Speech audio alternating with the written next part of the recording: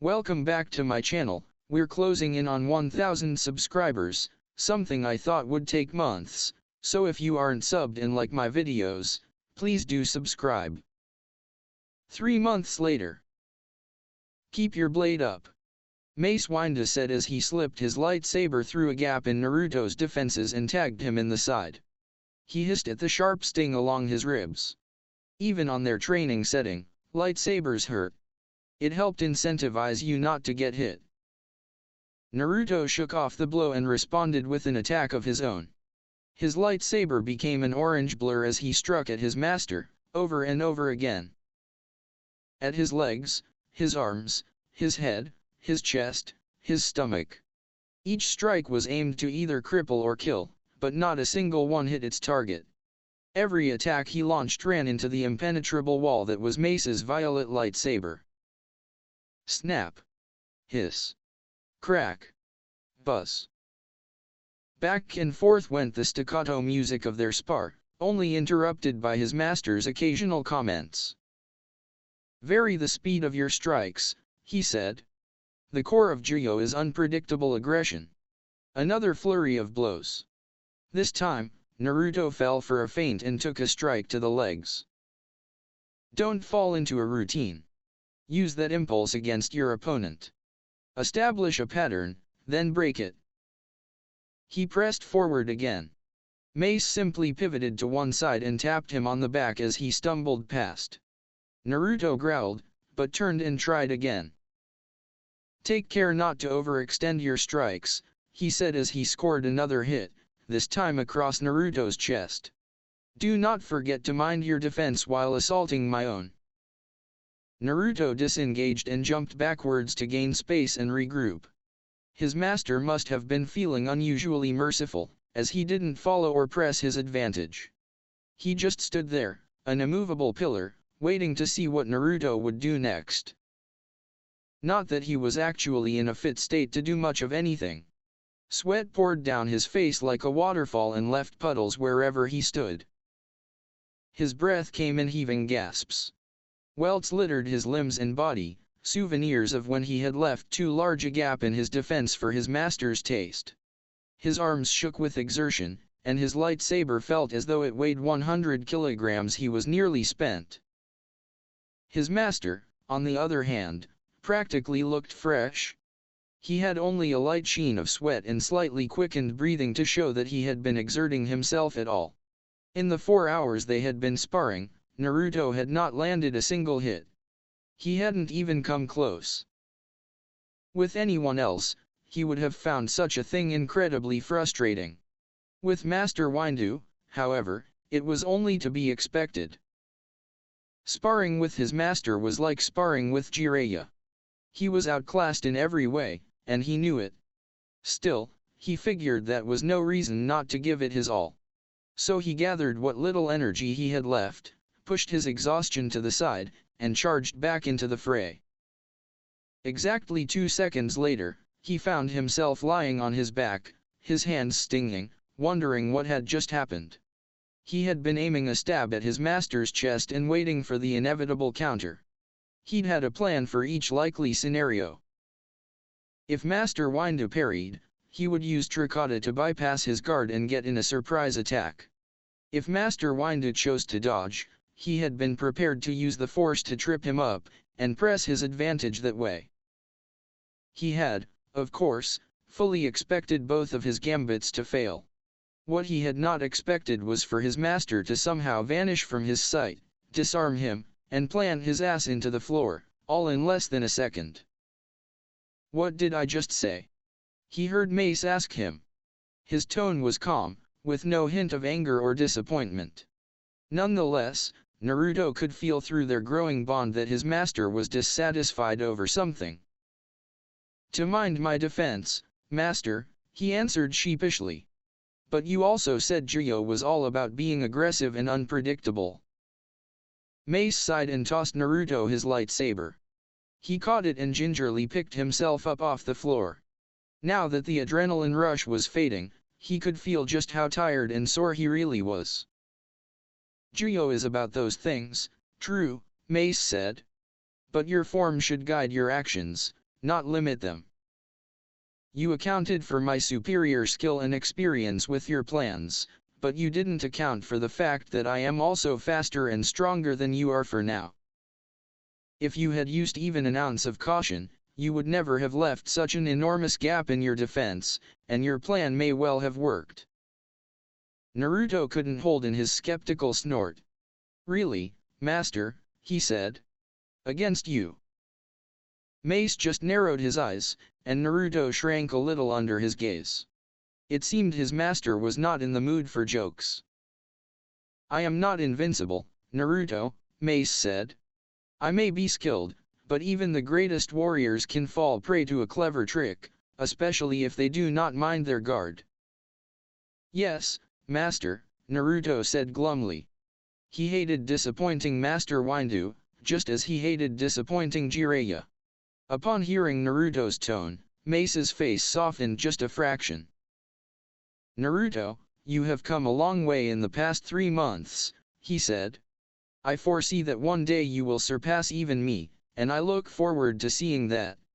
However, it will never happen if you get yourself killed because you were so focused on your offense.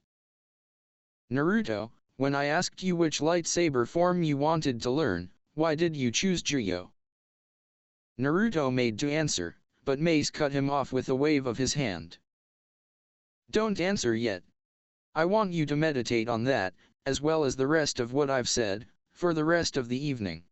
I have a council meeting to attend. The whole evening? Naruto asked, unable to hide his annoyance. Meditation, and sitting still in general, still didn't sit well with him. He just had too much energy. The whole evening, Mace confirmed. And do not use an alpaca either. Your body needs to recover, understand? Yes, Master, Naruto said, resigned to his fate. And remember to dispel your clones before you meditate, Mace added. It will be a good opportunity to sort through their memories. Yes, Master. Oh, and Naruto, Mace said as he walked out the door. Good job today. You did well. Naruto immediately parked up at the unexpected praise. Thanks, Master, he said with an eye smile. It took Naruto the better part of half an hour to get back to his quarters. They weren't especially far from the sparring hall, but he was feeling the effects of the day. Some of the others in the hallway, those who knew who his master was, sent him commiserating looks. Mace Windu was well known for the intensity of his training, both of himself and his students. Even before they had begun sparring with their lightsabers, Mace had run Naruto through a gauntlet of exercises, both physical and force-based. He put Naruto through such hellish endurance training once every few weeks, claiming it would deepen his instinctual connection with the Force to draw on it while pushed to his limits. Much to Naruto's chagrin, he was right. Every time he had reached for the Force during their spar, it had come to him more easily. Where once he had needed at least a light meditation to switch from using chakra to the larger Force, now he could do it with just a few moments of concentration. He could feel his control improving, day by day. He wasn't only improving his connection to the Force either. His lightsaber skills had now caught up, or nearly caught up, to the other Padawans of his age. His sealing skills had come a long way, too. He could now create his own explosive tags, much to the chagrin of pretty much everyone who knew him, and many who did not. Most exciting for him, however, was his progress with wind chakra. He had mastered the leaf-splitting exercise fairly quickly. The hardest part had been ensuring he only created one cut. Jiraiya had soon declared that the leaves were too easy and had moved him on to tougher materials. Thus it was that when he reached his quarters, he found 10 identical copies of himself all intently focused on several small strips of duraplast. Any progress? He asked. Most of the clones ignored him, but one turned and gave him a glare. Why do you even bother asking us? It asked sarcastically. You're just going to dispel us anyway and get our memories, so why waste our brief lives with pointless chit-chat? Don't we clones suffer enough in our dash? Poof. Naruto lowered the fist he had just driven through the clone's face. As the cloud of smoke dispersed, he turned to the rest of the clones, who were watching apathetically. Dispel. Now, he growled. With a series of faint pops, the rest of his clones vanished in a cloud of smoke. Naruto just shook his head and massaged his temples at the sudden flood of information. Damn clones, he muttered. Always giving me a headache. Honestly, how can I have disgruntled copies of myself? After a moment, he decided that psychoanalyzing himself would likely lead only to madness, and turned his attention to cleaning off the accumulated sweat from the day's exertions. As he slipped off his dirty clothes, he examined himself in the mirror. As usual, he was taken aback by his hair at first. His blonde locks, which had once reached past his ears, were now trimmed short, and even after 3 months as a Padawan, he still found the sight odd. The only exception was the small Padawan braid that dangled behind his right ear. It was still only a few centimeters long, but it would eventually grow down to his shoulder until it was finally severed once he became a knight. The other aspect of his reflection that struck him was his height. Naruto was used to being short for his age, though he would vigorously deny it when questioned. Nevertheless, he had been the shortest in his academy class, and even some of the younger initiates in the Clawmouse clan had been taller than him. Now, though, more than a year of proper nutrition and advanced medical care had reversed that trend. He had grown almost 17 centimeters since arriving at the temple and now stood fairly tall for his age. While he appreciated the extra height, and the dearth of teasing it brought, it had one unfortunate side effect. 2 months prior, he had finally outgrown his Konoha flak vest. It had become increasingly snug, to the point of being genuinely restrictive. Laying it aside had stung, but not as much as he had expected it to. Perhaps it was because he had never worn it while on active duty for Konoha, or perhaps because he recognized it was only a piece of clothing, but after an initial pang of heartache, he had moved on without regret. He now wore a dark brown tabard over his light tan tunic, leaving his forehead protector, mask, mesh armor, and armored gauntlets and gloves as his only non-traditional clothing. After his shower, he reluctantly began the meditation that Master Windu had set for him. He settled into a comfortable position on the meditation mat with a resigned sigh and began to even out his breathing. At the same time, he sank into the Force, allowing its currents to wash over his mind. He couldn't yet go so deep on his own as to peer into the future, but he could certainly block out the present. Once he was ready, he focused on his master's words from earlier. He contemplated what he had done well and what he had done poorly during the day's training. He tried to find the hidden lessons that Master Windu so often snuck into his training. He even replayed their spar, his master's commentary and all, in his mind in order to find where he had failed and where he had succeeded. Eventually, he came to a conclusion. Holy howling crap monkeys, this is fucking boring. He thought. It's got to have been at least an hour by now. He shook off his meditation and glanced at his chrono. The number he saw shining back at him inspired a truly pathetic groan. 10 minutes, he muttered. It hasn't even been 10 minutes. There were still at least 2 hours left until the council meeting would get out and his master would return. Even then, Mace would no doubt want them to meditate together for an hour, to strengthen their master-Padawan bond. This evening is going to suck, Naruto said miserably, before returning to his meditation. Once more, Naruto found his attention pulled away from his meditation. This time, however, it was not due to his own short attention span. Instead, he was distracted by the feeling of his master approaching their quarters. In an effort to stave off the worst of the boredom, he had stopped looking at the chrono altogether, and had subsequently lost track of time. The door hissed open just as he opened his eyes. His master walked in and sat across from him. "How was your meditation?" Mace asked. Did you find the answer to my question? Naruto sighed. I don't know, Master. All I can think of are the same reasons I told you back then. Juyo is the most aggressive and unpredictable of the saber forms, and I think that suits me best. I don't know what other reasons you want. Mace nodded, his face as unreadable as always. Naruto knew he had somehow missed the point of whatever lesson his master had been trying to teach him. Despite that, he didn't sense any disappointment or annoyance from Mace, just calm acceptance. It was as if he had expected such a result. Do not trouble yourself over it, Mace said. You will have plenty of time to contemplate that question in the coming weeks. For now, though, we have a mission. That got Naruto to perk up.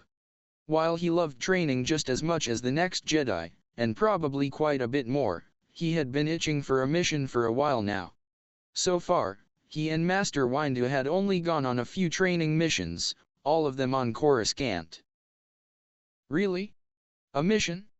A real one this time? He asked, not even bothering trying to hide his excitement. Mace gave him a dry look, but refrained from commenting. Yes, a mission, he confirmed. And if by real you mean it is not just for training, then yes, a real one this time. Yes. Finally. Naruto cheered. He pumped his fist into the air. A real mission. It's about time. Naruto, control yourself, Mace admonished firmly. Naruto quailed a little under his stern gaze and immediately settled back down. Not even Master Liam had anything on one of Master Windu's looks. Sorry, Master, he said. I'm just excited. It's my first real mission as a Padawan. Indeed, Mace said. And if you can keep a grip on your emotions, I can tell you about what we will be doing. Naruto just chuckled sheepishly and scratched the back of his head. Mace gave him one last look before moving on. Our mission is to investigate a potentially unstable situation on Naboo, he said. They are holding elections for a new monarch in just 5 weeks, and there have been a series of disturbances over the past few months. What sort of disturbances? Naruto asked. While he paid attention, he was also racking his brain. He knew he had heard of Naboo before, but where? It apparently started with a number of disappearances, mainly of transients and refugees, Mace said. There have also been a growing number of violent crimes around the planet. Assaults, murders, terrorist activities, all have risen sharply. The Supreme Chancellor himself has asked us to look into it.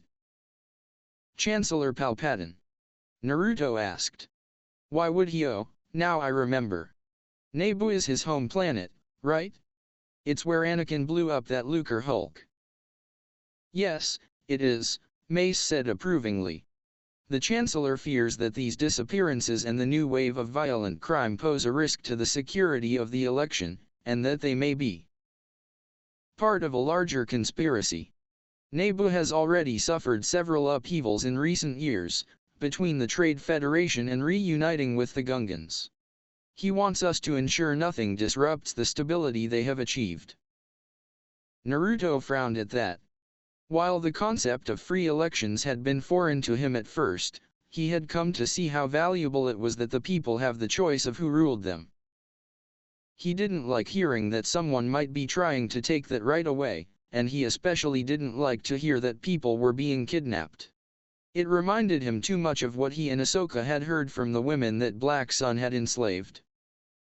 We have to help those people, he said, slamming a fist into his palm. When do we leave? Mace nodded at his enthusiasm. We'll spend tomorrow morning in the archives, familiarizing ourselves with Naboo. I also want to talk with Kenobi and Skywalker before we leave. They were the last Jedi to operate on Naboo, and they both know the current queen. If all goes well, we should leave here tomorrow afternoon. Tomorrow? Naruto asked, leaping to his feet. He waved his arms around wildly. But Master, if people are disappearing, we should leave now. More people could get hurt if we wait.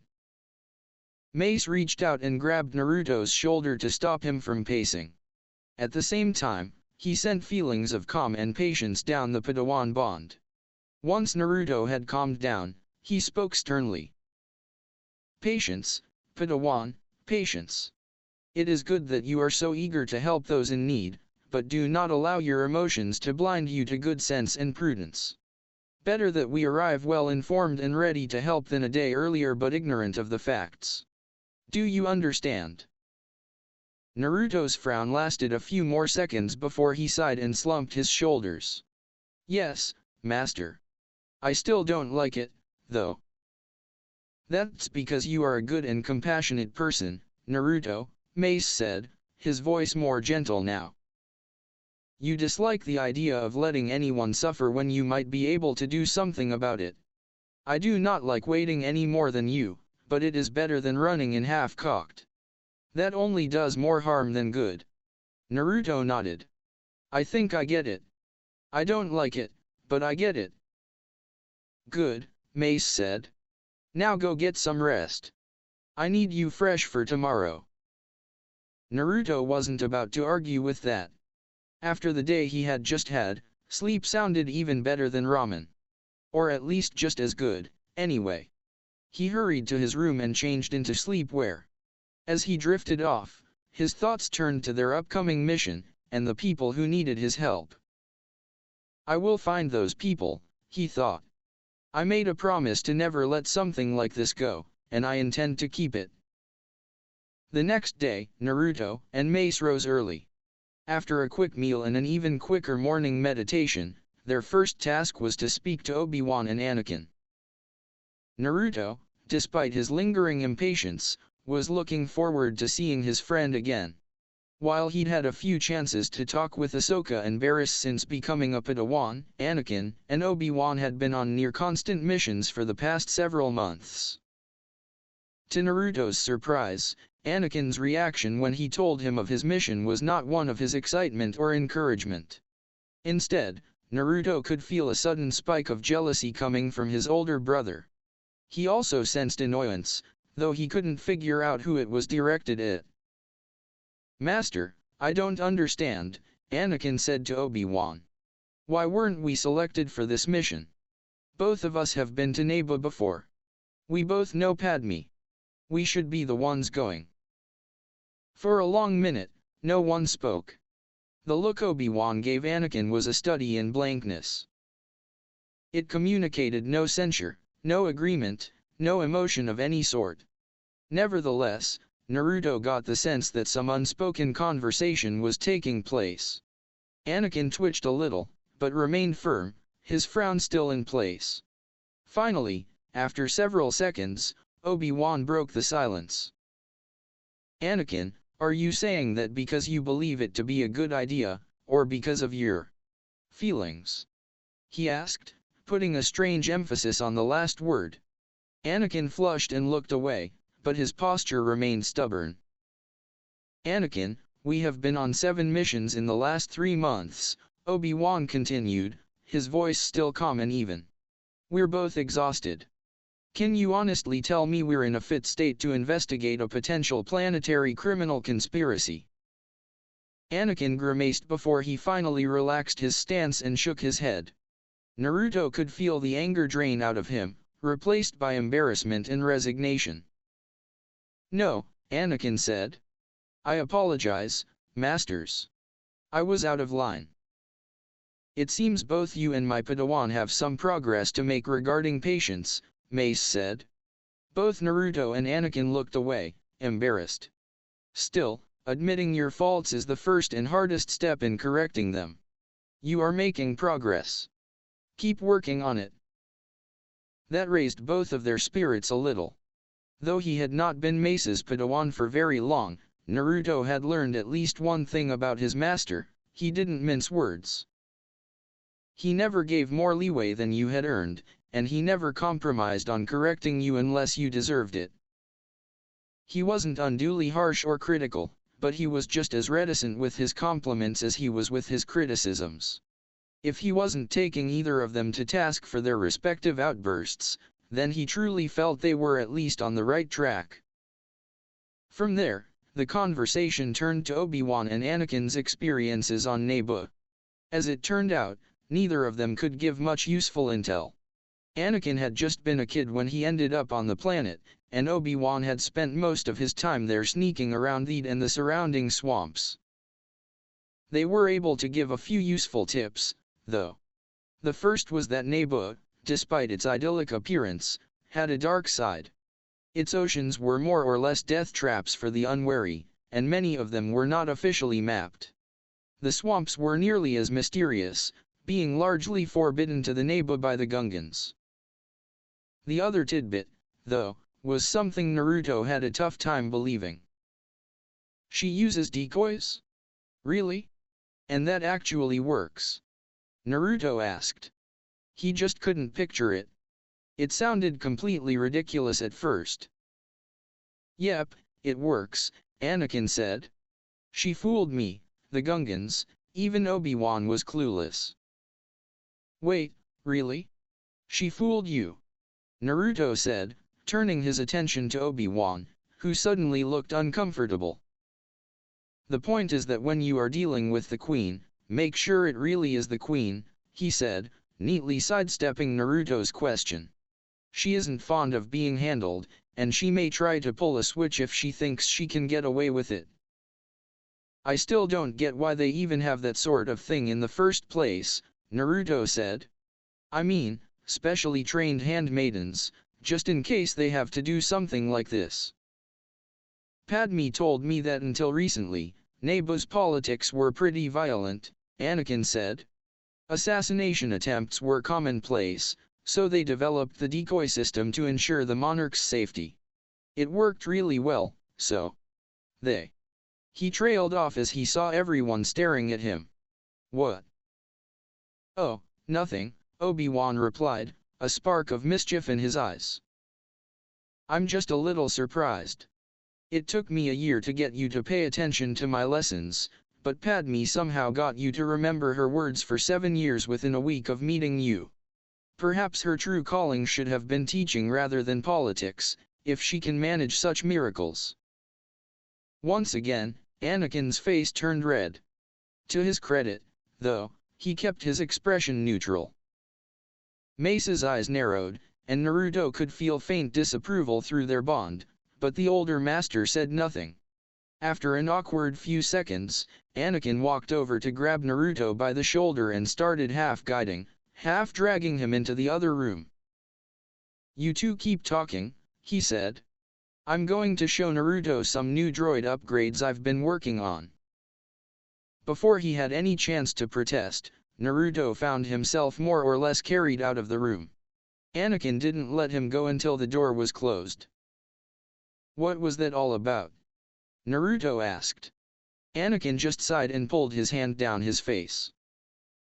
Obi-Wan was just getting back at me for letting you know he was fooled, he said. Naruto shook his head. No, I got that, Naruto said. But what he said about Padme. Wait. You like her, don't you? Anakin froze. For a long moment he said nothing, but Naruto could see the gears turning behind his eyes. I don't know, Anakin said slowly. He sounded unsure of himself, as if admitting this for the first time. She was there when Master Qui-Gon rescued me from Tatooine. She was kind to me, and I think we were friends. You remember how hard that stuff can be to tell when you're... Naruto nodded, his mind flashing back to his own dark childhood.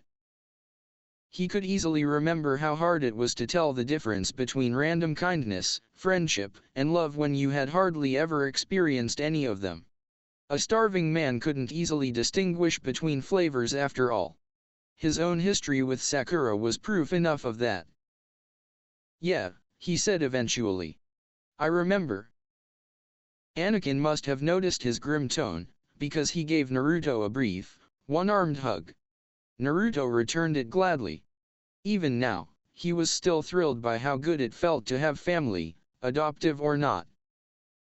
Anyway, Anakin said after they separated, I talked to my mom about it, and even a little with Obi-Wan. I don't really know how I feel about her, other than that we were friends. I mean, I barely know her.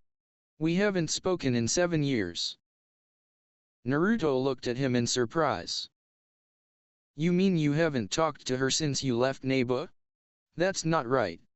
Friends should stay in touch.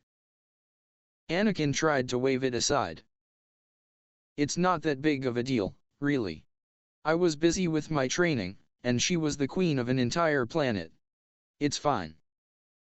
Naruto just frowned at him. Maybe, but friends should still stay in touch, he said stubbornly. Besides, she won't be the queen soon. When I talk to her, I'm going to make sure she contacts you. Then you two can be friends again. Anakin sighed and palmed his face again. Honestly, you're even more stubborn than me sometimes, he muttered, before speaking up. Fine, since I know you're going to do it no matter what. Yep. Ugh, just don't cause a diplomatic incident. Now it was Naruto's turn to sigh. Why does no one ever have any confidence in my diplomatic skills? He asked forlornly. Anakin just smirked at him. Because they've talked to you. Oh, yeah. The two of them shared a laugh before heading towards the door. It was about time they rejoined their masters before they became annoyed.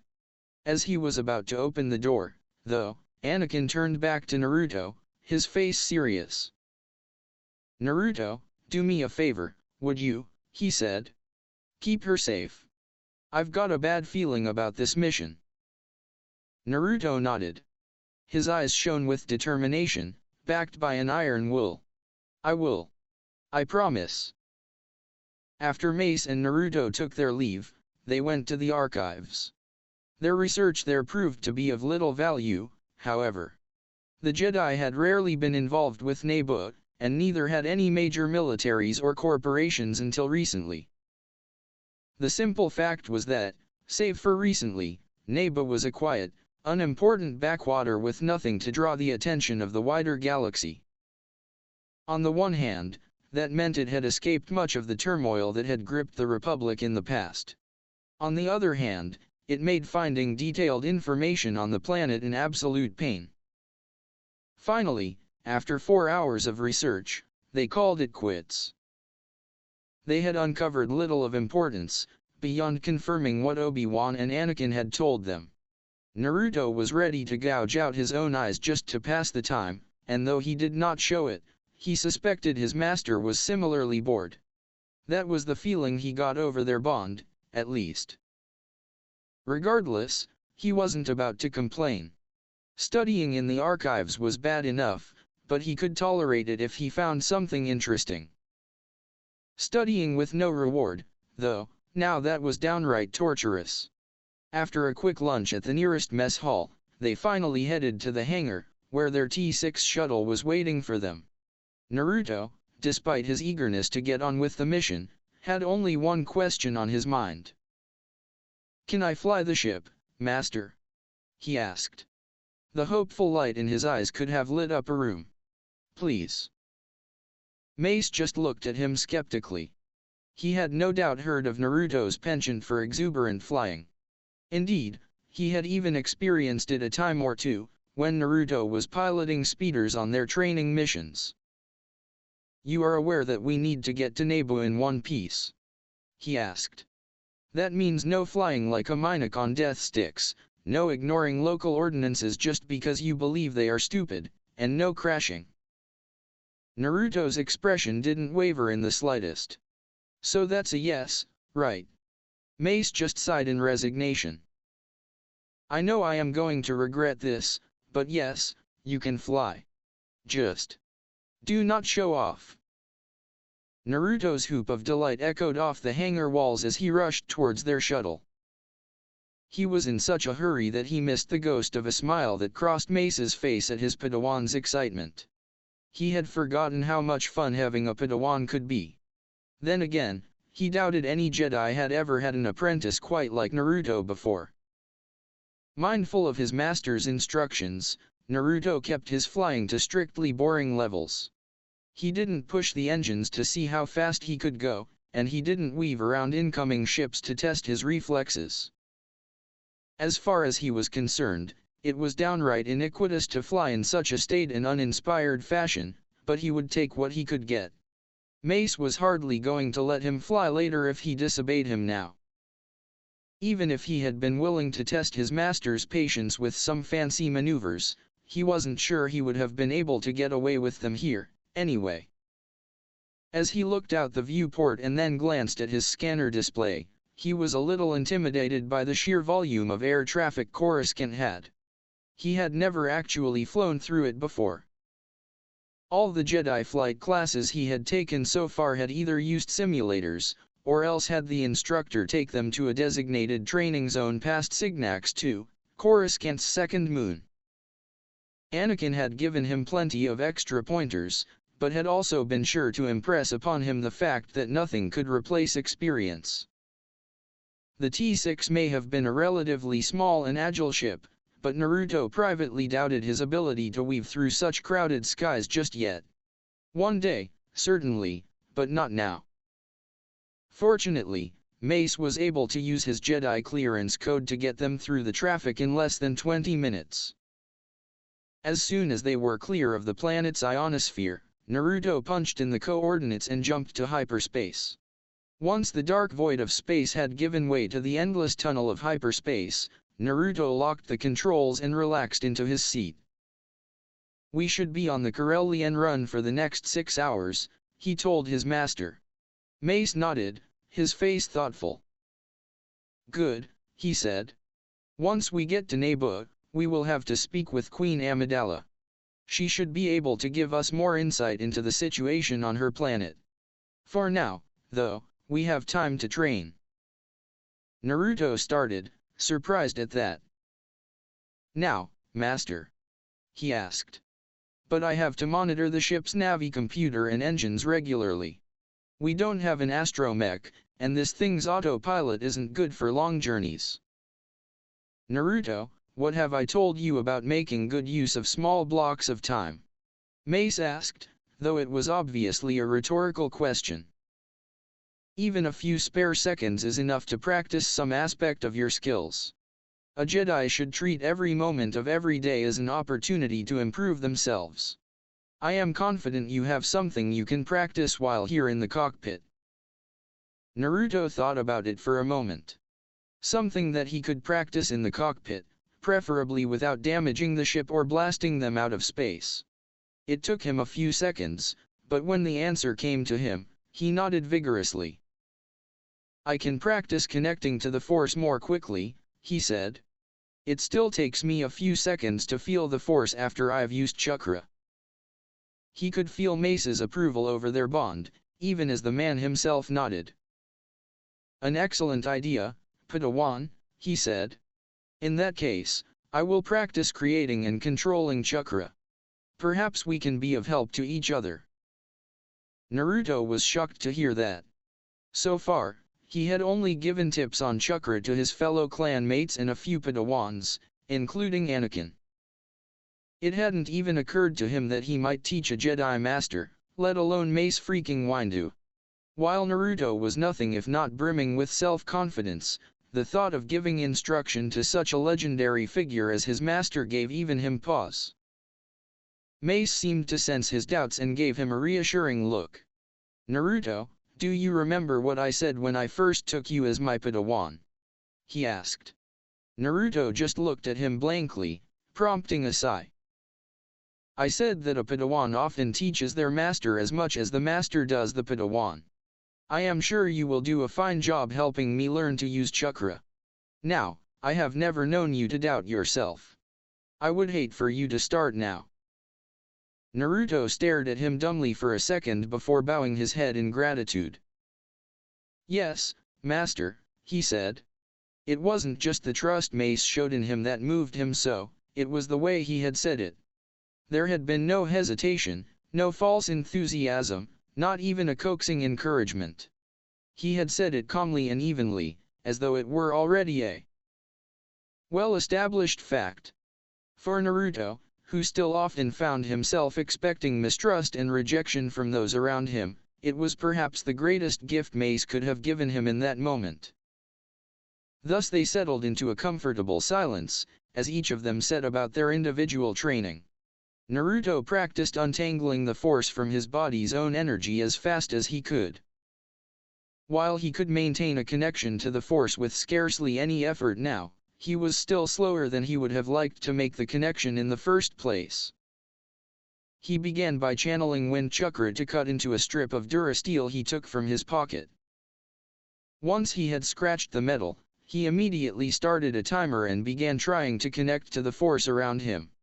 As soon as he managed to levitate his lightsaber out of his lap, he stopped the timer and checked his progress. Much to his initial frustration, he made no real improvements at first. It took him roughly 3 seconds to connect to the force, no matter how hard he reached for it. Regardless of the effort he put in, it felt like trying to grab hold of smoke for those first 3 seconds. As the minutes turned into an hour, and then 2, he felt his irritation build. It seemed Mace felt it too, either through the bond or simply by dint of his experience as a teacher. Either way, he spoke up in his typical calm, stern voice. "You must remain calm, Padawan. Your emotions may lend you energy, but they also disrupt your focus. Only when you are centered, and your whole being is focused upon the here and now, will you achieve your potential." Naruto clenched his fists for a moment, before he took a deep breath. As he let it out, he released the tension from his body. He repeated the exercise several times until he felt he had regained some sense of balance. "I'm sorry, Master. It's just I don't know what I'm doing wrong. I've been stuck at this point for over a month now. No matter how hard I try, I just can't seem to make the connection any faster." Mace swiveled his chair so that he was facing him and gave him an appraising glance. "You are stuck because you are going about it the wrong way. You are only solving half of the problem." Huh? Naruto gave him a confused look. What did he mean he was only solving half of the problem? What other half was there? "You keep putting more and more effort into reaching out to the force, but trying harder is not the key here. You must allow the force to connect with you just as you connect with it." Naruto's confusion just deepened, prompting Mace to continue. "When you create chakra, you are not just pulling some of the force into your body, you are also keeping the rest of it out. When you reconnect, the force is trying to rush back to you. Be open to it. Trust it. Let it do some of the work, instead of pushing through on your own. I think you will find it much more successful." Naruto contemplated that for a bit before responding. "But how am I actually supposed to do that, Master?" "That, Padawan, is something you will have to figure out for yourself. All I will say is go slow and be patient." Naruto lapsed into a thoughtful silence after that. For several minutes he just sat in his chair and turned the problem over in his head, trying to puzzle out how to reach for the force while also letting it reach for him. After a while, though, he sighed and smiled a little beneath his mask. Screw it, he thought. Might as well go to the old standby, try stuff until it works. Why mess with the classics after all? With that, he once more set about his training. This time, however, he tried to feel for what Mace had told him to look for. It wasn't easy at first. If he didn't focus on reaching out to the force, then he had trouble untangling his chakra. If he did focus on making the connection, though, then he was back at square one. Still, despite the apparently contradictory nature of his task, he persevered. He hadn't expected his master's instructions to be easy, and Naruto was nothing if not persistent. He had overcome most of the past obstacles in his training by beating his head against them until they crumbled, and he didn't see why this would be any different. After an hour of what felt like trying to look up his own nose, he finally felt something. He wasn't entirely sure what it was.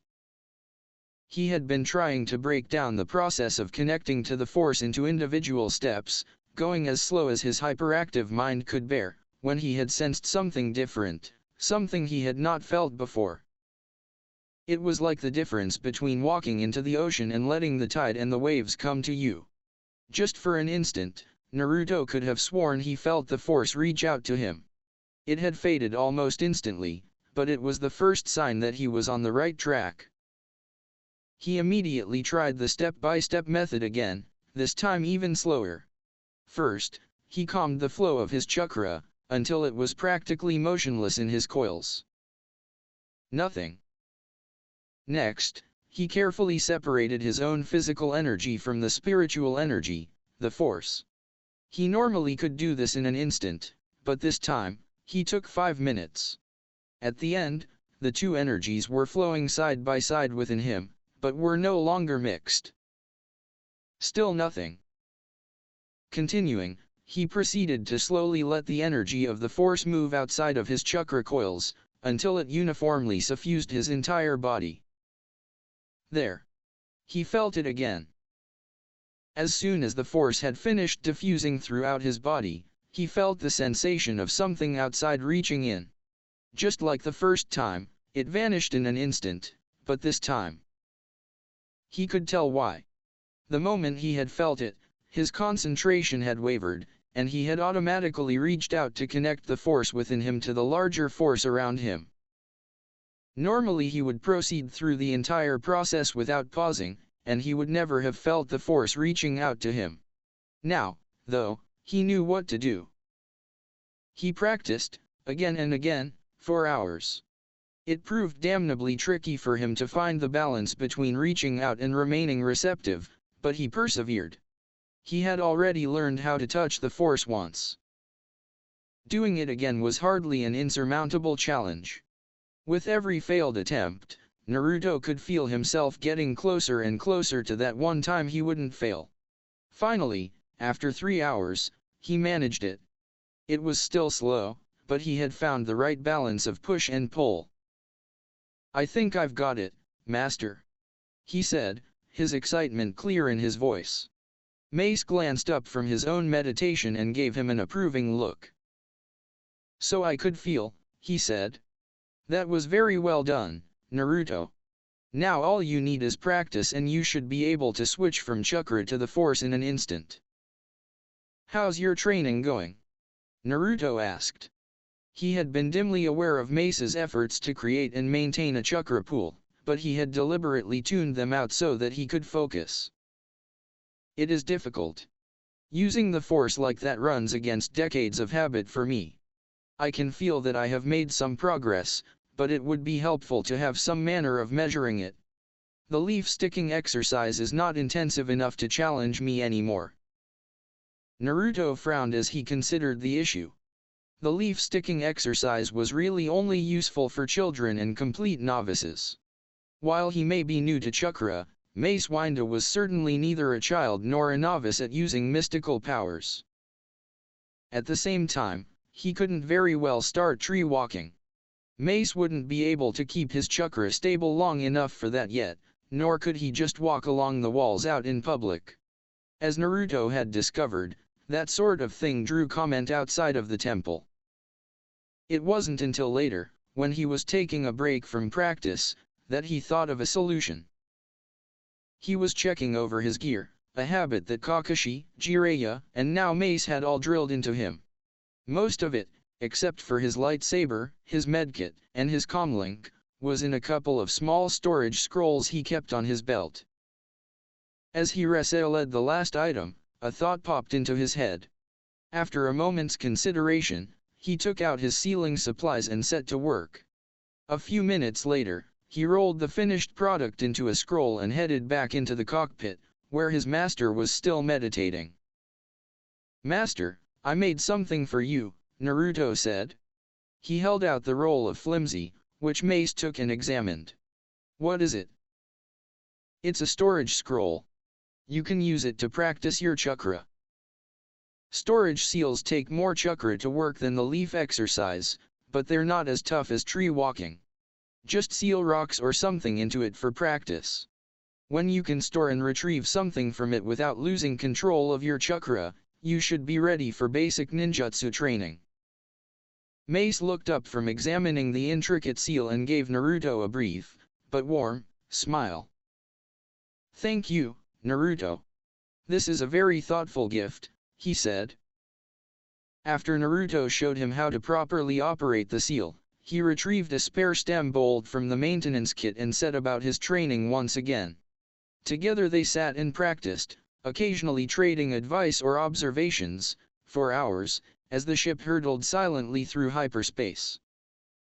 It took 20 hours, and 3 more hyperspace jumps, after their departure before they finally arrived at Naboo. When they reverted to real space, Naruto's first impression of the planet was one of colors. Specifically green and blue.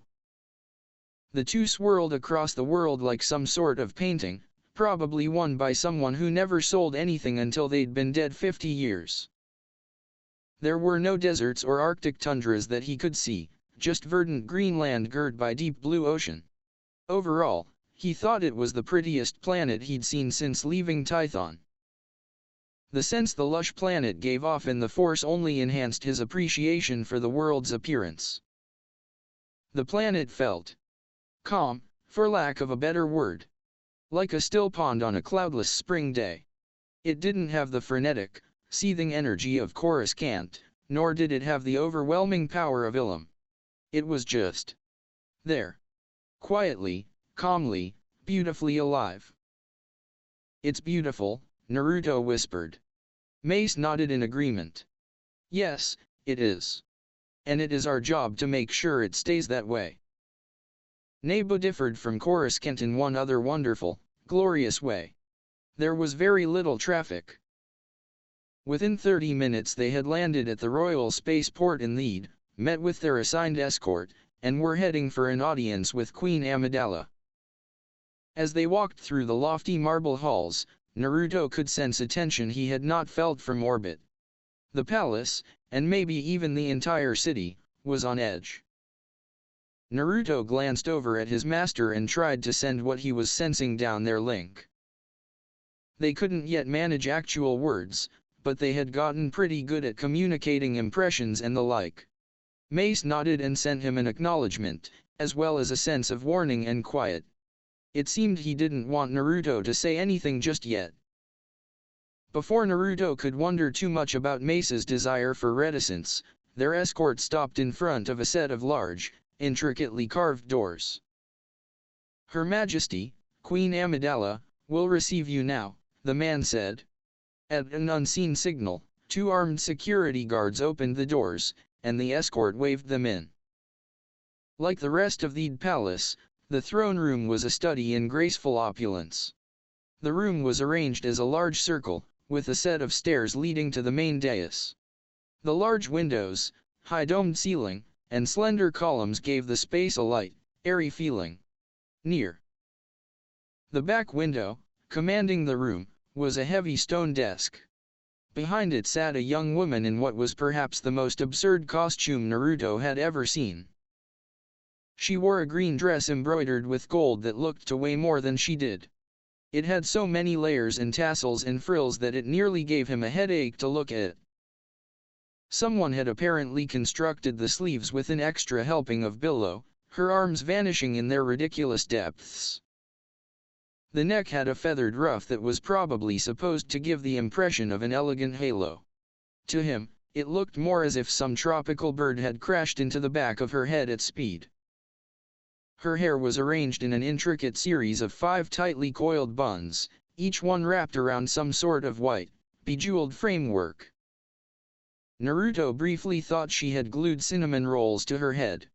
Her face was powdered white, with 2 red dots high on her cheekbones.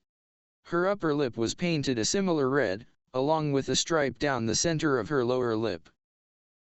To any casual gaze, her whole ensemble looked exactly like the sort of overblown gaudiness that so often accompanied royalty. Even a discerning eye would likely see nothing more than a ceremonial collection of various culturally significant fashions. Naruto, however, had trained under Kakashi Hatake, Jiraiya of the Sunin, and now Mace Windu. He saw more than what he was supposed to see. He saw underneath the underneath. For instance, he saw that the dress had a certain rigidity to it. It could imply some sort of internal support, but it could just as easily imply carefully concealed armor. He also noted that those absurdly wide sleeves could easily hide any number of weapons within their depths. Furthermore, most of what he had already seen was the Queen's clothing and makeup, something he strongly suspected was by deliberate design. He had not noted any of her particular features beyond that she was young, short, and had dark brown hair. Much like all the various red-robed handmaidens stationed throughout the room. In a flash, Naruto finally understood just how the Queen could employ decoys so easily. If I wasn't already trying to figure it out, I probably never would have noticed, he thought. You could put damn near anyone in that getup and I bet they could pass without question. That's kind of brilliant. To one side of the desk sat an elderly man with a sharply pointed beard.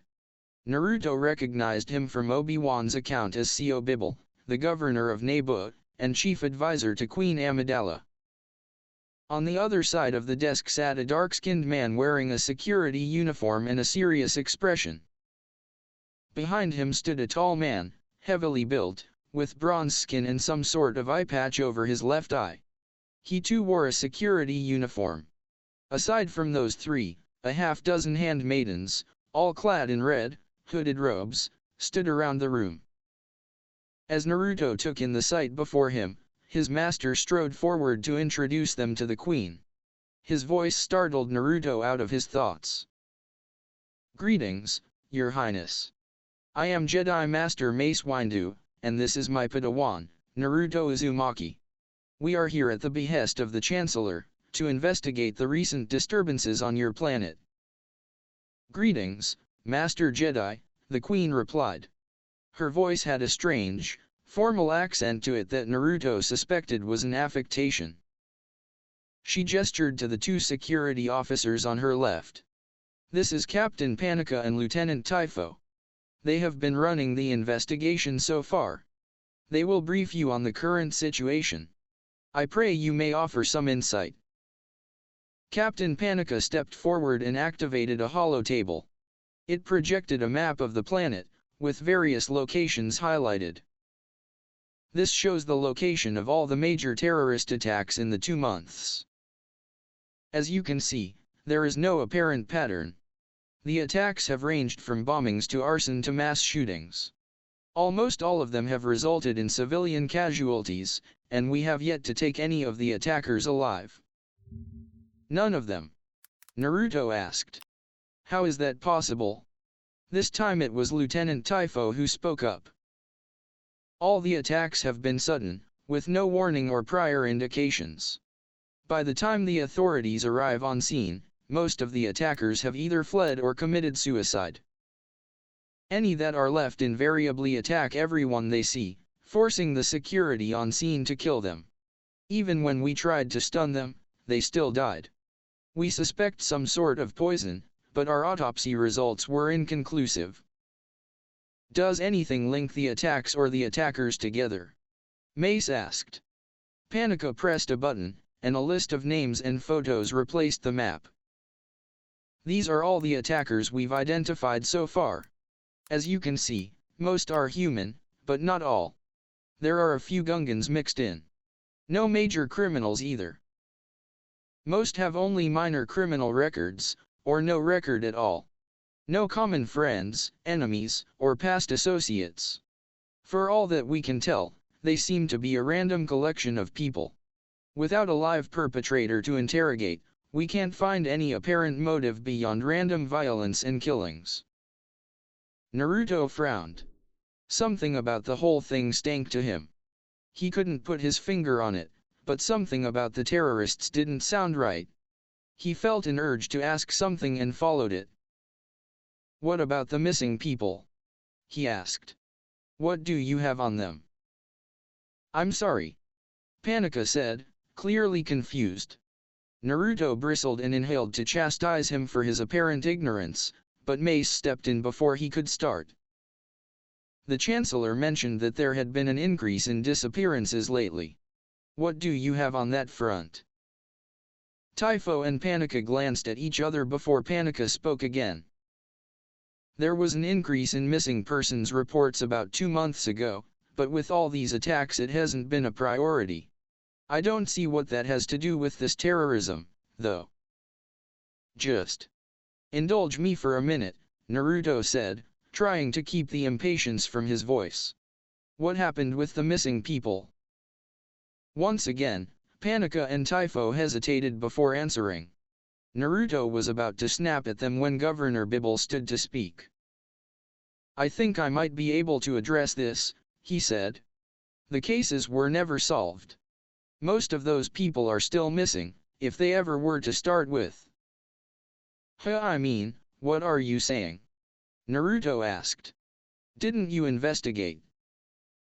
Of course we did, Bibble replied, his voice indignant. But the actions of the Trade Federation hampered our investigations. Now Naruto was really lost. The Trade Federation had left Naboo 7 years ago. I don't dash. The Trade Federation left a virus in our computer systems when they pulled out. It destroyed most of our civil records, including much of our census data, and crippled our whole civil database. It will be years yet before it's fully rebuilt. There was no proof, of course, but it was them. We still don't even know how many people died in the occupation. In the past 7 years, most missing persons cases have been unsolvable. We just don't have the information we need. Naruto could feel the guilt and anger in each of the people in the room as they thought back to the Trade Federation and its invasion. Even 7 years later, it seemed some scars had yet to heal. Governor Bibble was near trembling in a mix of fury and shame. The handmaiden nearest to him touched him gently on the elbow. You have done much for us, Governor, she said. The queen nodded and added her own voice. You helped our people survive the occupation, and you have been essential to our recovery, she said. Do not let those problems we still have detract from what you have accomplished. You have been vital to me, Governor, and I am sure you will be vital to my successor. Governor Bibble nodded gratefully, and his shame seemed to subside somewhat. Mace took the opportunity to move the meeting along. Speaking of your successor, the election is the main reason we're here, he said. The Chancellor is concerned that the recent chaos may threaten its integrity. One handmaiden, the same one who had comforted Bibble, shifted uncomfortably and crossed her arms. The Queen glanced at her before turning her attention back to the Jedi. Are you sure that the election is at risk? She asked. None of the attacks have targeted the candidates, or any other politicians. Mace nodded but remained firm. Perhaps not, but such chaos at this time cannot be a coincidence. My instincts tell me that the election is central to this entire matter. There is something at work here we do not yet see. The Queen sat back and thought for a moment before apparently coming to a decision. Ensuring free and peaceful elections should be our highest priority, she said. You will have my full support to make it so. What is your first move? Mace walked up to the hollow table and pulled up the map of Naboo again. He highlighted one particular dot on the outskirts of the. This was the most recent attack? He asked. Panika nodded. Just 2 days ago, he said. 4 humans and a Gungan shot up a local market in the middle of the morning. 3 dead, plus the attackers, and a dozen or more wounded. Mace nodded. His face was pensive, and Naruto could almost hear the thoughts whirling through his head. He was excited, despite the seriousness of the situation. He was finally on a proper mission again, and it had lost none of its appeal since his time in Konoha. If anything, it was better. Being a Jedi meant serving what was right, rather than just the interests of a single village. It didn't hurt that Naruto was naturally curious, and the chance to solve crimes was alluring to him. It may not have been as good as beating up bad guys, but it sure beat the hell out of research or bodyguarding. I am going to go investigate the scene of this latest attack, he said. Naruto smiled beneath his mask. He was finally going to join his master on a real mission. Then Mace kept talking. Naruto, you will remain here and ensure the queen's safety, he said.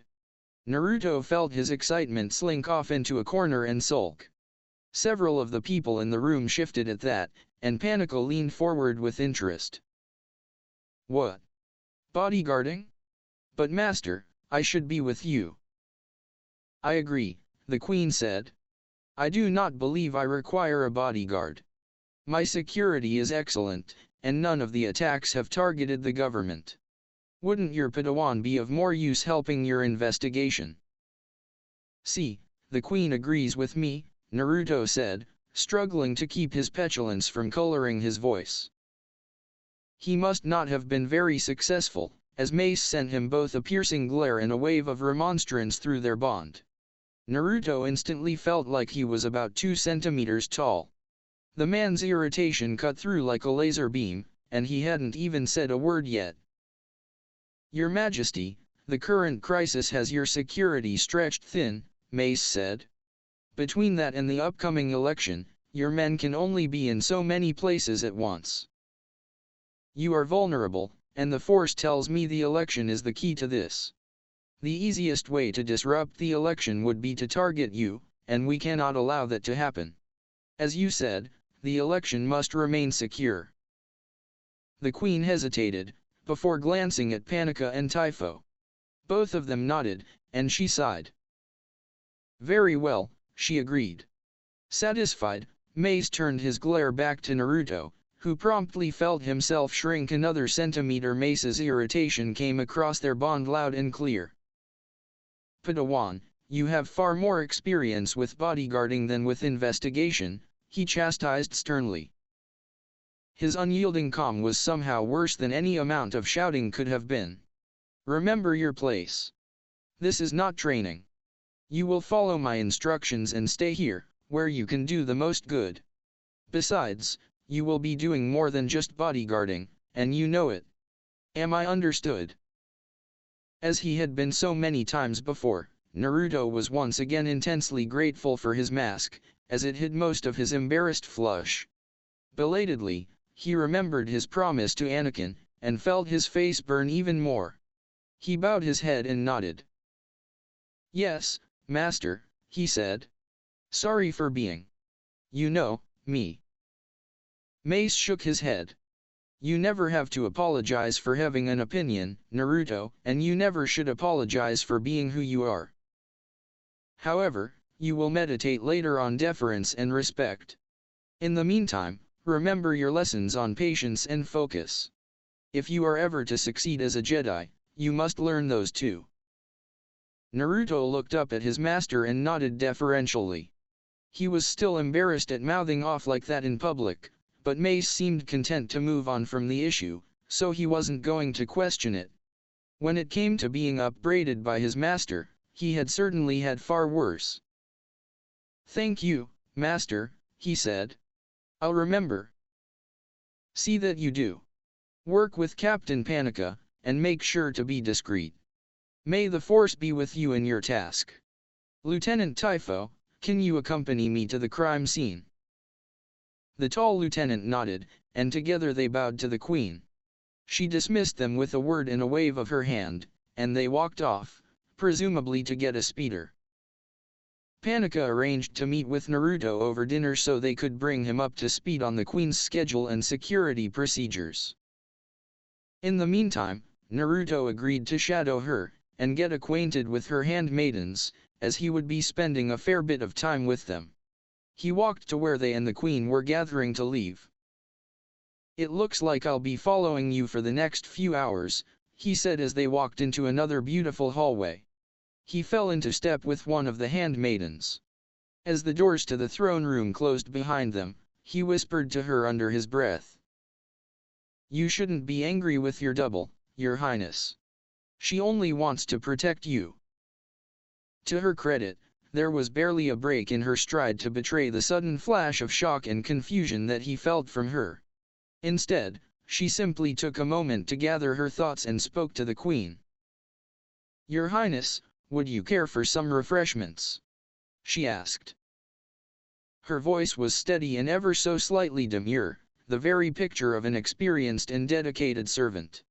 The queen also managed not to betray her surprise, and instead answered in the affirmative and led the group into a nearby side chamber. The moment the door closed, the handmaiden's whole demeanor shifted. Where there had once been a servant, someone who more or less faded into the same background obscurity normally reserved for unoccupied furniture, now there stood a confident, commanding young woman. Her eyes flashed with intelligence and determination. You could have broken rocks on the set of her jaw. "What makes you think I am the queen?" she asked. Her tone was curious, but also cautious.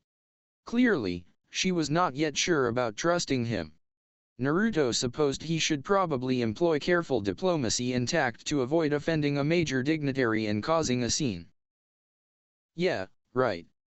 Because that sounded like something he would do.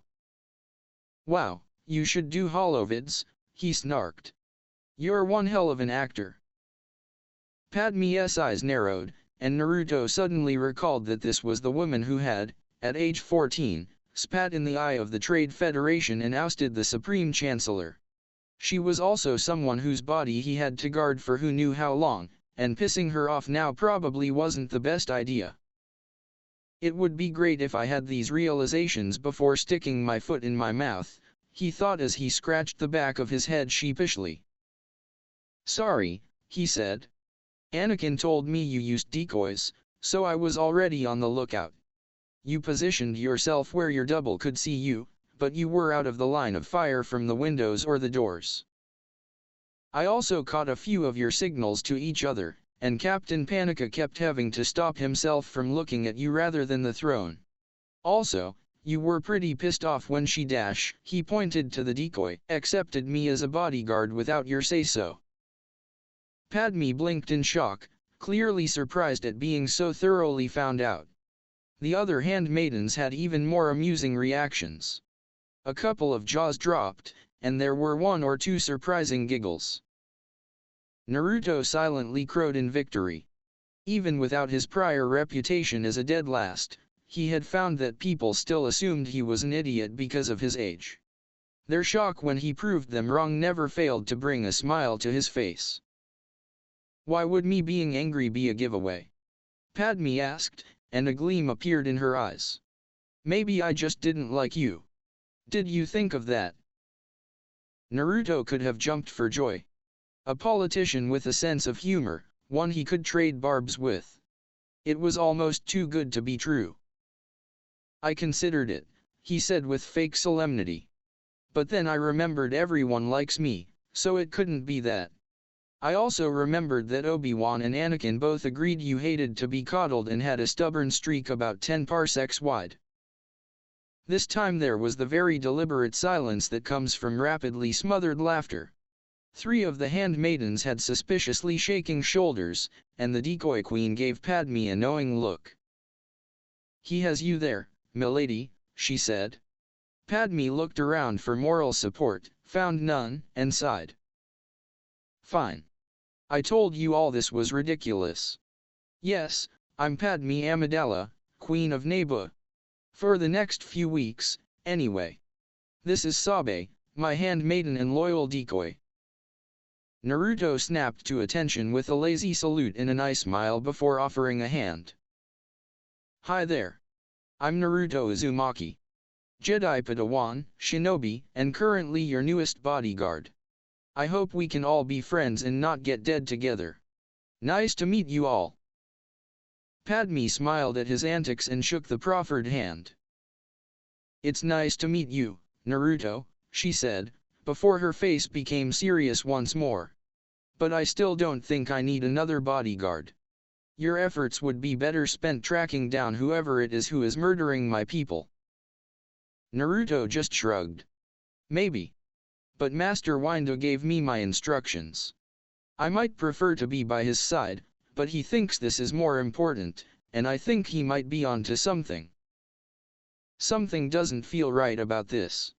Until we know what's going on, I think it's a good idea for you to have some extra security, and right now, that means me.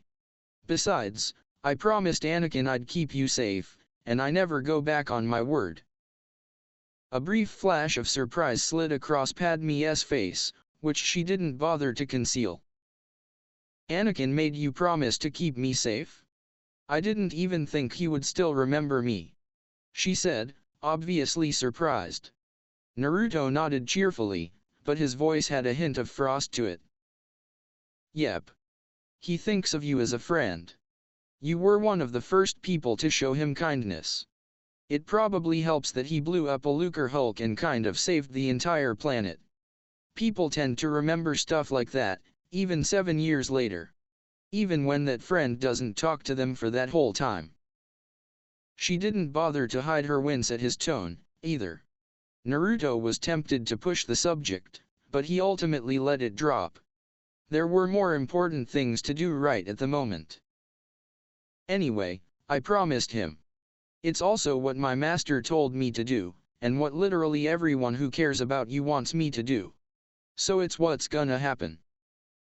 He could see her eyes flash with stubbornness, even as he felt it from her through the Force. It seemed Obi-Wan and Anakin had understated just how much fire she had in her. Just as he was sure that she was about to turn on the distant monarch act, her decoy, Sabe, laid a soothing hand on her arm. "Milady, please," she said. "Both the Jedi agree. Something more is going on. Please let us protect you. Naboo needs you." The stubborn fire in her eyes lasted a few seconds longer before she sighed and nodded. "Very well. I still don't think this is necessary, but very well. How will this work?" "From now on, you should probably use a decoy anytime you're out in public," Naruto said. He tried to adopt a more professional tone, with mixed success. "I'll be guarding you around the clock. Captain Panika is briefing me on your schedule in a couple of hours." "Around the clock?" Padme asked, obviously confused. "Don't you need to sleep?" Now it was Naruto's turn to gain a mischievous twinkle in his eyes. He said nothing, and instead channeled chakra and made a hand seal. Kage Bunshin no Jutsu. 4 identical copies of himself popped into existence in a cloud of white smoke. To his surprise, his audience did not freeze in shock. Instead, 2 of the handmaidens immediately moved to cover Padme with their bodies, while Sabe produced a holdout blaster from somewhere within her sleeves. It was only after they realized their queen was not under attack that they all had time to be shocked at what he had just done. Is this some sort of Jedi trick?" Padme asked, her eyes wide with shock. "I mean, are they?" "We're real," one clone said. "And we can fight," said another. "As you can see, I can be in more than one place at a time," Naruto said, smiling in a manner that suggested he was really enjoying everyone's surprise. "I get all of their memories when they dispel, even when I'm asleep." "I didn't know Jedi could do something like this," Sabe whispered, eyeing the clones with a mixture of curiosity and awe. "I'm just awesome like that," Naruto said. He figured humility was for people who hadn't just made a queen goggle in surprise. After a moment, though, his face grew serious. "I'm not going to let anything hurt you," he said. "I'll also be gathering intel while I'm here. Whoever is arranging this probably has a source in the government. We will stop these people. I promise," and Naruto Uzumaki never breaks a promise. Snap. Ow. Don't overestimate your reach. Padme felt more than Sorabi wince as she watched the latest blow in the spar between Master Windu and his Padawan. She couldn't blame her. That looked like it had hurt. Still, Naruto shrugged it off with barely a grimace, not that she could easily tell under his mask, and leaped right back into the fray. She sighed and tried to focus on what was before her, rather than the nagging worries of the day. It wasn't easy. Padme Amidala, for only the second time in her life, felt helpless. It was a hateful feeling, an empty, gnawing weight that had set up shop in her mind. The last time she had felt this way, she had been forced to flee her planet and beg for help from the Senate. If anything, this was worse. Back then, at least, she had been able to do something. Not quickly, perhaps, and certainly not enough, but she'd had options. This time, though, there was nothing. She wasn't facing some cold, implacable, overwhelming, obvious foe like the Trade Federation. No, now she had to contend with shadows and smoke. A phantom with no apparent motive, no clear goals, and no identifiable weaknesses. She was doing everything she could do as queen, she knew that, and it added up to exactly nothing. Faced with such maddening impotence, she was grateful that the Jedi were here. She wasn't thrilled that the Chancellor had sent them without even consulting her, but the chance to stop this chaos was more than ample balm for her wounded pride. If anyone could do something, it was the Jedi. And stars, moons, and little fish had the Jedi Council sent their best. First, there was Mace Windu. A legend, even by the lofty standards of his order. No Jedi save for Yoda himself had a more widespread and impressive reputation. While Padme was usually reluctant to accept such things without proof, she had to admit, he certainly seemed to fit the stories about him. There was a quiet, iron-hard surety about him, a sort of innate authority that received respect without demanding it. Every time she spoke to him, it was a struggle not to feel intimidated by his mere presence. Even so, his investigations over the past 2 days had produced little of value. By visiting several of the crime scenes, he confirmed the attacks were linked, despite the disparate means and methods. He had also pointed out that all the attacks had occurred within both 3 days and 15 kilometers of an event or location connected to the ongoing election campaign. It was more than her security forces had uncovered, and it certainly lent credibility to his theory of a larger conspiracy targeting the election, but it didn't get them any closer to bringing whoever was responsible to justice. She sighed and poked herself mentally. Patience, she told herself, patience. He has only been here for 2 days, and he's already found more than our investigations did in 2 months. Losing my mind with frustration won't help anyone. With an effort of will, she wrenched her mind out of its puddle of self-pity and back towards the ongoing lightsaber duel in front of her. Naruto was once again pressing the attack on his master. As she watched him furiously probe for weaknesses in Master Windu's defenses, she felt the beginning of a smile tug at her mouth. Naruto Uzumaki, Mace Windu's apprentice and her newest bodyguard, certainly broke the mold when it came to the stoic, calmly detached image the Jedi preferred to project. He was cheerful, friendly, energetic, sarcastic, and talkative. He seemed to regard anything like formality with the same sort of suspicion and revulsion most people saved for something smelly and slimy they found on a beach. He had also proven to be a surprisingly thorough bodyguard. Though he refused to discuss his strange powers in much detail, she strongly suspected that at least one of his clones had been within 2 meters of her at all times in the past 2 days, even at night. Certainly he had ignored the objections of the palace servants, who had been mortified at the lack of respect for propriety he showed in his duties. He had merely waved them off and dismissed their concerns as petty and absurd. She also suspected he had been listening in on some supposedly private conversations between certain officials. She didn't know why, but she suspected he was not as removed from the investigation as he appeared. Despite his cheerful disregard for courtly protocol, he had somehow worked his way into the good graces of the entire palace, herself included. There was something about him that made it seemingly impossible not to be his friend. In that respect, he reminded her of Anakin, back when they had first met. He too had simply assumed that she and Qui-Gon would be his friends, and just like that, they had been. He also shared that strange, slightly unreal quality that Anakin had possessed. The world seemed to automatically center around him, as if he were somehow rooted more firmly in reality than mere physical matter. Next to him, other colors and sounds seemed to fade into the background ever so slightly, or perhaps he simply moved into the foreground. When he smiled, everything seemed a little warmer, a little more vibrant. When he frowned, the world grew slightly pale and gray. Now that she thought about it, both Obi-Wan and Qui-Gon had possessed a similar aura, though not as strong. Even Master Windu seemed to project just a little too much of a presence to be completely natural. Perhaps it was a matter of experience or control.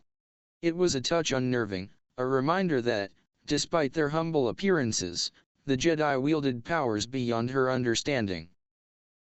Still, perhaps such powers can once again prove the key to saving my people, she thought. It certainly worked with Anakin and the Trade Federation. The thought of Anakin summoned a trickle of guilt in her heart. Naruto hadn't specifically said anything, but she knew he didn't approve of how she had never talked to Anakin after he had left Naboo. His slight frown had filled the room with a cool, hollow sensation. Just the memory of it nearly brought a shiver down her spine. In truth, she didn't approve of what she had done, either. She may have been incredibly busy for years after the invasion, and he had probably been equally busy with his Jedi training, but even so. Excuses, she thought. I was his friend. Friends should stay in touch with each other. After a moment, her practical side, the one she had been forced to develop during her years as queen, reasserted itself. She had been wrong to never talk to Anakin after the occupation, but it was hardly the most pressing matter she had on her plate. Indeed, she strongly suspected the whole reason that Naruto had talked her into watching him train was to distract her from those pressing matters, at least for a little while. His eager words, and the sunny brightness they'd brought, had quickly convinced her. As she watched the blur of orange and amethyst before her, she had to admit that it was working a little. Despite having been pursued by a lightsaber-wielding assassin all those years ago, Padme had never truly had the opportunity to see a real lightsaber duel. She had caught only brief glimpses amidst the sand and dust on Tatooine, and the security hollows of the duel in the palace had been distant and fragmentary. Nothing at all like the display of speed and grace she could see now. Master Windu was clearly the superior swordsman, even to her relatively untrained eyes. He rarely took the offensive against his Padawan, instead contenting himself with a stalwart defense. He drew Naruto out, over and over, each time making some correction or other. Naruto was hardly a flailing novice, however. Before he had begun sparring with his master, several of her handmaidens had challenged themselves against him in a hand-to-hand match. The prize had been him showing what was beneath his mask, a topic of much speculation amongst the palace staff over the last few days. Despite Captain Panika's best training, he had thoroughly trounced them all. Yennefer, the youngest and smallest of all of them, had even tried her innocent, nervous young maiden act to knock the blonde terror off his guard. Naruto had done his strange eye smile, laughed, and promptly kicked her upside the head. The dazed young woman was still red-faced from embarrassment, and Padme knew that particular incident would be the source of much teasing in the future. That happy thought, along with the impressive display of skill in front of her, helped wash away some of the tension she had been carrying for so many weeks. As she saw the fierce, burning determination in Naruto's eyes, juxtaposed against the steady calm of Master Windu, she could actually believe that they would succeed where others had failed. Maybe, just maybe, they could help bring this nightmare to an end. Still, there had to be something she could do to help her people until then. It was the morning of his 5th day on Naboo, and despite the warm sun, clear skies, and melodious birdsong, Naruto was not happy. There were a number of reasons for his displeasure, each compounding upon its fellows to form a general cloud of well-justified irritability. The first reason was his thrice-damned, eternally troublesome Cage Bunshin. Despite standing orders to the contrary, the previous night's shift of clones had all dispelled at once. All 30 of them. After a full night's worth of memories. The resultant headache, which still throbbed angrily behind his eyes, had effectively thrown a wet blanket on any thoughts of enjoying the morning. The second cause of his discontent was rather less easily quantified. For the last few weeks, Naruto had woken up sore, regardless of whether or not he had worked out the previous day. He also felt unusually clumsy, and he had developed the occasional painful pimple. To cap it all off, his voice had taken to cracking at the most inopportune and embarrassing times. Times such as yesterday, during a briefing, in front of both his master and most of Naboo's top officials, including Padme and Captain Panika. For some unaccountable reason, he had immediately been relieved that Ahsoka hadn't been there to hear his voice squeak like a rusty gear. Overall, there could be no doubt about it. Puberty had arrived, with all its attendant horrors in tow. Third, he was bored. To be fair, most bodyguarding missions were boring. If they weren't, then you had probably done your job wrong. Boredom was good. Boredom meant the principal wasn't dead. Unfortunately, boredom was also boring, and no one dealt with being bored worse than Naruto. His clones had found no obvious traitors in the palace, nor any worrying gaps in security. He had even taken to investigating the various politicians that came and went every day, but none of them did anything suspicious. The most he found out were details about the candidates in the election, which were hardly riveting. The front-runner was Jamilia Very. People saw her as a progressive, and she strongly opposed the corruption that had crept into the Republic. Padme, he knew, supported her, though she was careful not to show it in public. She was young, but possessed a charisma and determination that reminded people of Padme. In close second was Rioladadomu. She had briefly served as queen before, and had the claim of experience. That said, she was far more conservative than either Padme or Jamilia. With the recent efforts to bridge the gap between the Gungans and the Naboo, her more cautious stance was not winning her any points. In a distant, but rising third was Dane Topolo. He was apparently the grandson of a past king of Naboo. His grandfather had brought Naboo into the Republic, but had later been mired in numerous corruption scandals. Dane had apparently tried to distance himself from his grandfather's legacy, instead joining the security forces. When he'd had to retire because of an injury, he had focused on public works and charity. He had even worked with Padme's father on several occasions, and she had fond memories of him. His platform, however, apparently worried her. He was running on the promise of increasing security and expanding the military, ostensibly to prevent something like the occupation from ever happening again.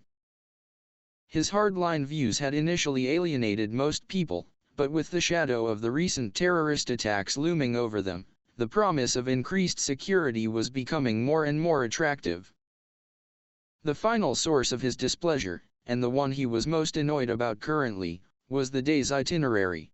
Specifically, the last-minute addition Padme had made to it and about which she had only just now seen fit to inform him. She had apparently decided to make an impromptu appearance in the latest town to be targeted by the unknown terrorists. "Padme, this is a really terrible idea," he protested. "You're talking about taking a huge, unnecessary risk." She merely waved aside his words like so much fog. "I hardly think it's unnecessary, nor do I believe it will be as risky as you say," she said. "There's no possible way these terrorists could know I'll be there. They won't have time to plan anything. I'm sure that between you and my other security, I'll be perfectly safe." "But why dash?" "Because this is important to me," she said, a touch of steel entering her voice. "I am tired of doing nothing while these monsters are murdering my people. I am tired of standing by helplessly while they threaten our democracy. If I can't yet prevent these attacks from happening, then at least I can provide some measure of comfort and hope to the victims." Naruto blinked a little in shock. He had not expected such passion from a politician, even one with Padme Amidala's reputation. Most Jedi, including his master, dismissed politicians as being, to a greater or lesser extent, untrustworthy, self-centered, and unconcerned with the actual welfare of their constituents. There were exceptions, of course, but they were rare and getting rarer. It seemed Padme was one of those exceptions, though. He could feel the genuine concern and love for her people and her planet that was driving her actions.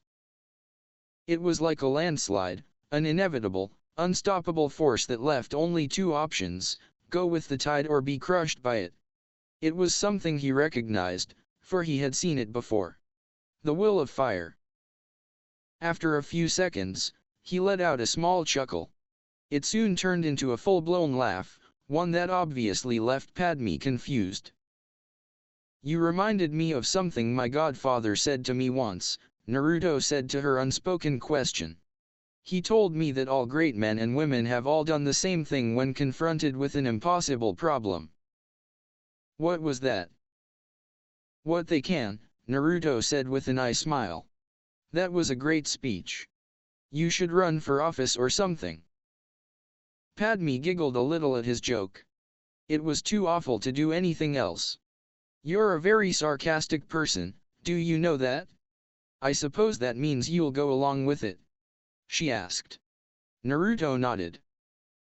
"Yeah. I promised once that I would never ignore people in need, even when they aren't important. This is still stupid and dangerous, but my plans are usually even worse and they typically work out, so yeah. I'll go along with it." "Good," she said with a smile. "It would have been awkward for me to have to drag my bodyguard along against his will."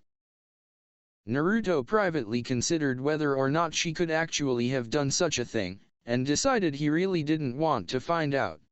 Something about the fire in her eyes told him that his odds wouldn't be all that good. No wonder she left such an impression on Anakin, he thought. I'm surprised she needed Master Qui-Gon and Master Kenobi. She probably could have gotten the whole Trade Federation to stand down on her own if she needed to. "I'll let Master Windu know about this," he said. "He'll be investigating that attack today, so at least he'll be nearby." Padme gave a nod and one last smile before she walked off to prepare for the trip. Naruto was grateful that she had at least acceded to Panika's wishes and used a decoy for the trip. He was all for helping comfort the people of Naboo, but he generally preferred that the stupidly dangerous parts of his plans only involve him. A few hours later, shortly after noon, they arrived at the town.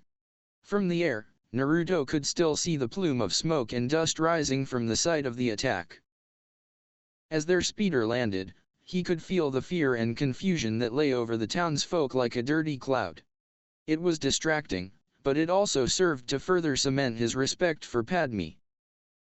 What she was doing was risky, true, but it was also incredibly kind.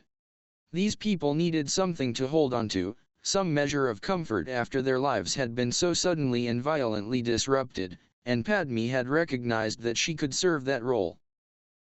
He could also feel the steel pillar of his master's presence as he investigated the site of the attack. Naruto allowed himself to relax slightly upon feeling that, no matter what happened during the next few hours, he was confident that Mace could help him deal with it. Even if he was on the other side of town, his mere presence gave Naruto a shot of confidence and calm. Their speeder landed on the other side of town, several kilometers from the site of the attack, in a large, open square. Naruto and Captain Panika had selected it as the only venue that offered even a modicum of control and security. The unexpected appearance of a royal transport had obviously attracted attention, as there was already a crowd of dozens waiting for them. The cheers that greeted them when the crowd saw who had come were all the confirmation Naruto needed to know Padme had made the right decision. Sabe, in the guise of Queen Amidala, strode down the exit ramp in full royal regalia. 6 royal handmaidens, with Padme disguised amongst them, followed her. Naruto walked just behind Sabe and off to her left. To any observers, he looked to be positioned to guard the queen without being too overt. What they wouldn't see was that he was also standing not even 2 meters from Padme. Indeed, the entire formation was actually designed to subtly guard Padme while apparently acting as an entourage for the Queen. Sabe immediately began speaking to the various people in the square. Naruto paid little attention to her actual words, beyond noting that they sounded as if Padme could have said them. It was a mark of how well the handmaidens knew their queen that they could so easily imitate her speech and predict her wishes. While Sabe played her role as decoy to perfection, Padme and the other handmaidens spoke quietly to the rest of the crowd. They gave words of comfort and took requests for aid that they would pass along as needed. Padme stayed near to her decoy, and thus also near to Naruto, but she still comforted as many people as she could. It may not have been much, but Naruto could sense the difference it was making. He could feel the pall of gloom and fear lifting, at least a little. As empty a gesture as it may have seemed to the cynical, Padme's decision to comfort her people had clearly been the right one. Naturally, at that point, everything went wrong. As the fog of negative emotions faded under the light of Padme's compassion, Naruto sensed an anomaly. A group of people whose emotions didn't feel right. They were muted, confused, and they worried him. He subtly adjusted his stance, ready to spring into action while he simultaneously focused more tightly on the objects of his suspicion. The instant he actively touched their emotions, what he felt nearly sent him reeling. Hungry, so hungry. Fear. Dark fear. A voice. Sharp pain. Hungry pain. Words. Followed words. So hungry. Anger, fear. Movement. Hungry. The barrage of thoughts and feelings hit him like a sledgehammer. He winced at the state of their minds. It was like looking at a bucket of broken glass covered in tar. Beneath all the anger and confusion he had felt, there had been an ache, like hunger, but worse. All-consuming. Burning. It had ravaged their minds into a wasteland so fractured that he was sure of only one thing. They were dangerous. An icy pit of dread formed in Naruto's stomach. Even as he reached that conclusion, his danger sense flared to life. He had just enough time to activate his lightsaber before the whole world seemed to explode into motion and noise. Mace whined aside wearily as he surveyed the destruction left by the most recent terrorist attack on Naboo. The square had once been home to an open-air market where most of the town gathered to shop or sell their wares. Now it was an empty, burned-out husk. He had seen far too many such scenes in his life, and it never failed to grate on him that there were beings who would do such things. Even after more than 30 hours, he could still feel the echoes of pain and death in the force, ripples from the attack that had yet to fade. Such senseless violence went against everything the Republic stood for, and the sight of it always motivated him to bring such criminals to justice. Lieutenant Typho, who was once again accompanying him, seemed to share his sentiments based on his own tired expression. Even beyond the usual weariness and disgust he felt at times such as this, something else was bothering him. There was something about the attacks that didn't make any sense, and he said as much to Lieutenant Typho. "What do you mean?" the one-eyed man asked. "There are not enough casualties," Mace replied. At Typho's questioning look, he explained further. "There must have been nearly 3,000 people here at the market when the attack happened. It was packed tight, with no space for people to run. There were 5 shooters, each with a fully functional heavy blaster pistol. Given those conditions there should have been dozens of casualties," Typho finished as comprehension dawned. "Maybe even hundreds. But there were only 9 dead and maybe 40 injured, and most of those were hurt by accident when everyone stampeded. Stars, it's the same with most of the other shootings. They also had lower body counts than you would expect."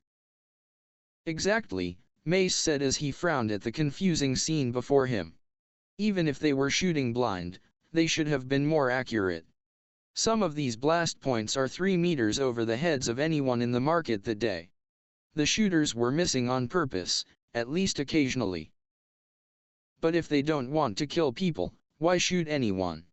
Typho asked. Why the other types of attacks, the bombings, and the arson? What does it all mean? I do not know, Mace said, his expression grim. He was missing something, some obvious conclusion that he had yet to pinpoint.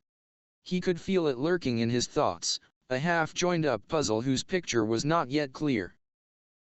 While he was normally content to let such things come to him in their own time, he couldn't help the swell of impatience he felt at this problem. The stakes were too high for him to be content with waiting for the next clue to present itself, but he had few other options. Any word on the attackers? He asked. Typho shook his head. No. An off-duty security officer in the crowd killed one of them, but the rest fled. If they made it into the old sewers, they could be anywhere by now. Perhaps I should have had Naruto join me on the investigation after all, he thought as he dismissed his irritation and impatience into the Force. He certainly has a unique way of looking at the universe, perhaps he might see something I cannot. Indeed, unique was hardly an adequate descriptor for his Padawans. Anything, really. He was totally unlike most Padawans Mace had known, including his own former student Depa Bilaba. He could still remember what she had been like at the start of her training nearly 30 years ago. A quiet, studious young girl, gifted, naive, and deeply committed to the Jedi Code. Now she sat beside him on the Jedi High Council, a master in her own right, wise, compassionate, and brave. Force, when did that happen? He thought with wry amusement. And when did I become someone who things happened to 30 years ago? In contrast to his first student's calm manner, Naruto was like a summer storm in clothing, powerful, unpredictable, and chaotic, but also warm, friendly, and determined. He was very clever, far more so than he gave himself credit for. Indeed, it often concerned Mace at how dismissive Naruto was of his own intelligence. Since his earliest memories, everyone, even his own friends and teachers, had labeled him stupid. It had gone on for so long that he actually believed it. Thanks to several discussions with Jiraiya, Mace was well aware of how poorly Naruto's home village had treated him as a child, and he could see evidence of it every day. The boy was still just a little too desperate to please others, a little too surprised at being praised, and a little too wary of opening up to anyone. He desperately feared rejection, on a level so deep he was not even consciously aware of it, and while it was slowly improving, he still had a ways to go. Still, despite all of that, Naruto had truly astounding potential. Just like Skywalker, his subconscious mind supplied, the treacherous thing that it was. Still, he could not help but notice the similarities between his own unconventional student and Kenobi's. That came with a healthy dose of guilt, though, when he thought about how he had acted towards Skywalker when the boy first came before the Jedi Council. How he had missed the obvious signs of trauma that came with a childhood of slavery he couldn't imagine, but he had. Hell, not only had he missed it, he had actually contributed to the problem over the years. He had been cold, harsh, and overly critical of young Skywalker, and all because of his own fears and stubbornness. Master Yoda was right, he thought. We all owe Skywalker an apology. Certainly I do, for what it may be worth. A sudden flare of alarm coming across his training bond with Naruto cut his recriminations short. It felt as though something had shocked him, something dangerous. A moment later, the alarm flared higher, and when Mace reached down their fledgling connection, he heard the phantom sounds of blaster fire and screaming. He turned towards the speeder bikes without hesitation and began sprinting towards them. Come on, he yelled to Typho, who clearly had no idea why he was in such a rush. The Queen is under attack. That certainly got the younger man moving. He put on an impressive burst of speed to catch up with the Jedi Master, barking something into his comlink all the while. Mace couldn't tell what he was saying, but he wasn't concerned about it. The young lieutenant had a good head on him, and whatever he was doing was most likely going to help. It was just as they reached the speeder bikes that Mace felt it. His bond with Naruto, which he had been closely monitoring the whole time, suddenly seemed to vanish. All sense of his Padawan just disappeared. For a split second, Mace's heart stopped. Icy fear seemed to freeze his blood, and one horrible thought welled up in his mind. Naruto is dead. Then reason reasserted itself. Mace forced himself to think logically about what he had actually felt. There had been no sudden spasm of agony from the bond, no sense of injury or feeling of pain. Indeed, as he let the force calm his fears, Mace realized he had felt this exact thing many times before. He must have started using chakra, Mace thought with relief. That always disrupts the bond. The entire thought process took scarcely a second, but Mace felt as if he had aged a decade in that time. Losing a Padawan was every master's greatest fear, and he was no exception. Still, he forced himself to carry on, until a few dozen seconds later, when he felt the bond surge back into being. He allowed himself a moment to sigh with relief, before he turned his attention back to piloting the speeder. A few moments earlier, Naruto moved as fast as he could, desperately blocking the storm of blaster bolts that threatened Padme and the rest of the handmaidens. His lightsaber blurred through the air, batting the streaks of red death harmlessly into the ground or the sky. With the crowd still in the square, he didn't dare try to deflect them back at the shooters. With so much fire coming his way, doubted he could manage that even without the civilians to worry about. Indeed, the only thing that saved him from a swift death by plasma bolt was the poor aim of the shooters. Defense was not his preferred blade style, and he was paying for that now. He winced as he felt people fall, either wounded, or dead, through the force. He couldn't even see the fallen through the crush of panicked beings desperately trying to escape. It was all he could do to keep his charge from getting shot. At least they had the presence of mind not to return fire. With so many innocents around, such a decision would have been disastrous. Criffing hells, he swore. Why are people always shooting at me? Am I really that unlikable? His nervous humor aside, Naruto's mind was racing. He knew he couldn't keep up this defense for long. He had to get them to stop shooting, at least for a few seconds, and without too much collateral damage. So far as he could see, he had only one option. With a strained shout, and a serious effort of will, Naruto used the force to blast the shooters off their feet. Unfortunately, with so much chaos, and his attention mostly focused on defending Padme and the handmaidens, he didn't have the time to focus his attack on just the enemy. Half the people in the square tumbled to the ground as if caught in a bomb blast, and Naruto winced at the ticking off he knew Mace would give him for such carelessness. Still, it did the job and gave him a few seconds to breathe. For Naruto, that was all he needed. The instant the shooting stopped, 7 Kage Bunshin appeared in a blur of Shunshin. Without preamble, each clone grabbed hold of one of the royal entourage, and as one, they vanished just as quickly as they had arrived. Padme and her handmaidens probably wouldn't be thrilled at being evacuated so unceremoniously, but at that precise moment, Naruto didn't care. The plan's execution took barely a second, from start to finish. At the same time, he summoned up his chakra and made his signature hand seal. Taijukage Bunshin no Jutsu. Dozens of identical Narutos appeared throughout the square. At the original's command, they began guiding the bystanders out of the square, clearing the field of battle.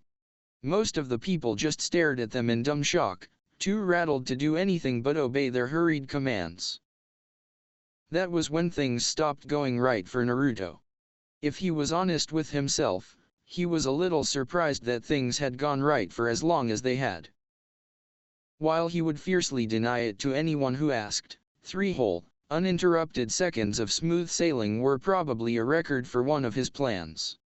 Usually he hit a snag around second 1.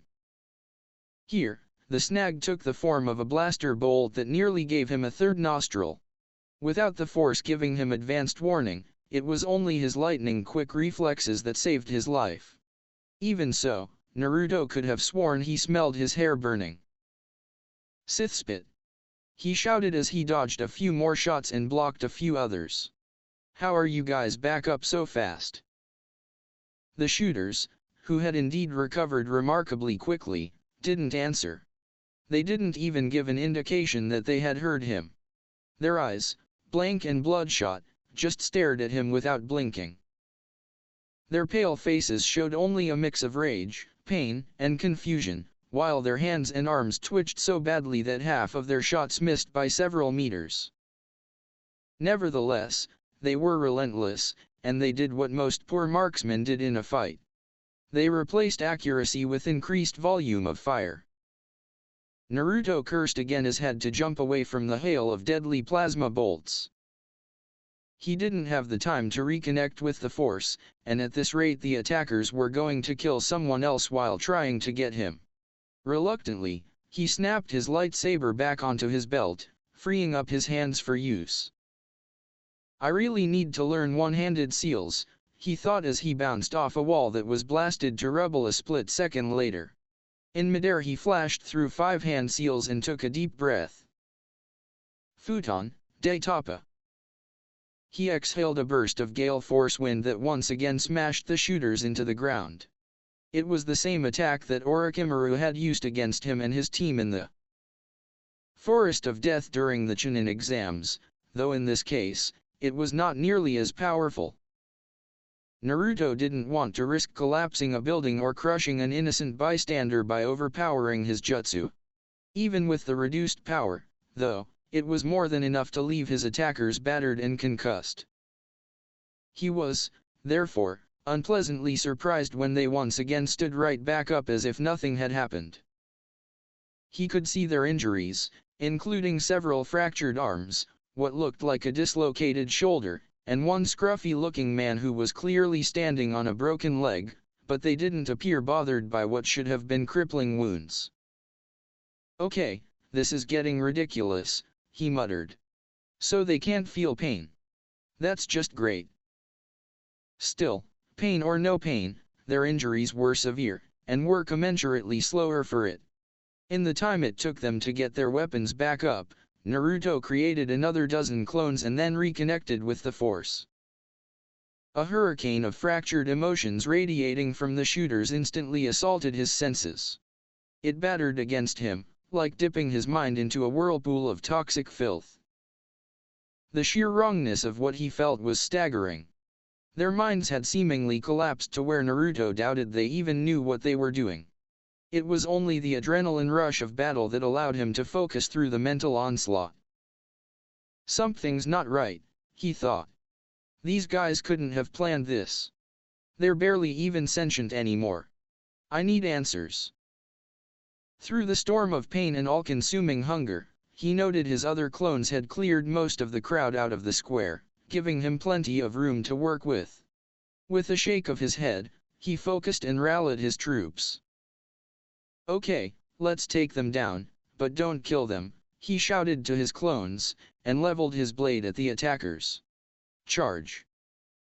Together, clones and original rushed at the group of 9 shooters.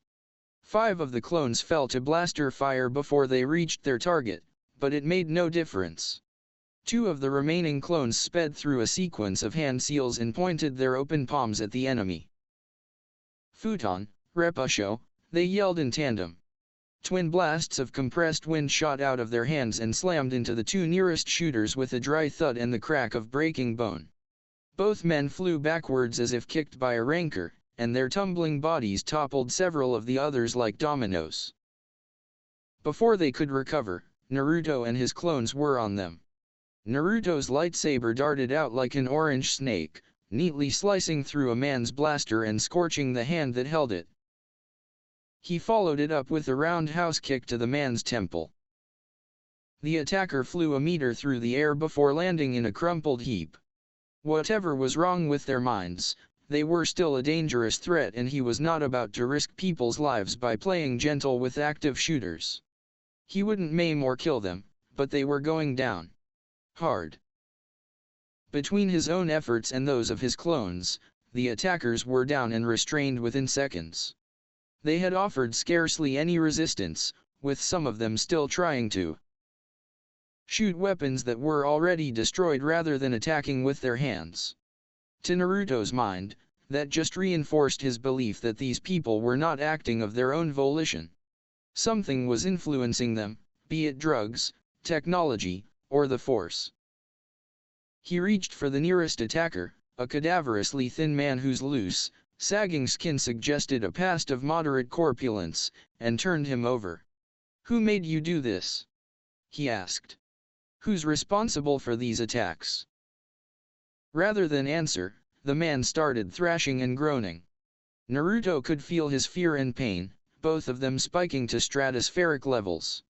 The dark, gnawing hunger he had sensed earlier seemed to increase 100-fold into a black hole of craving. He shook the man firmly to get his attention. "Talk, and I promise you'll get help," he said, and he infused his words with the Force to give them greater weight. "Tell me who did this to you."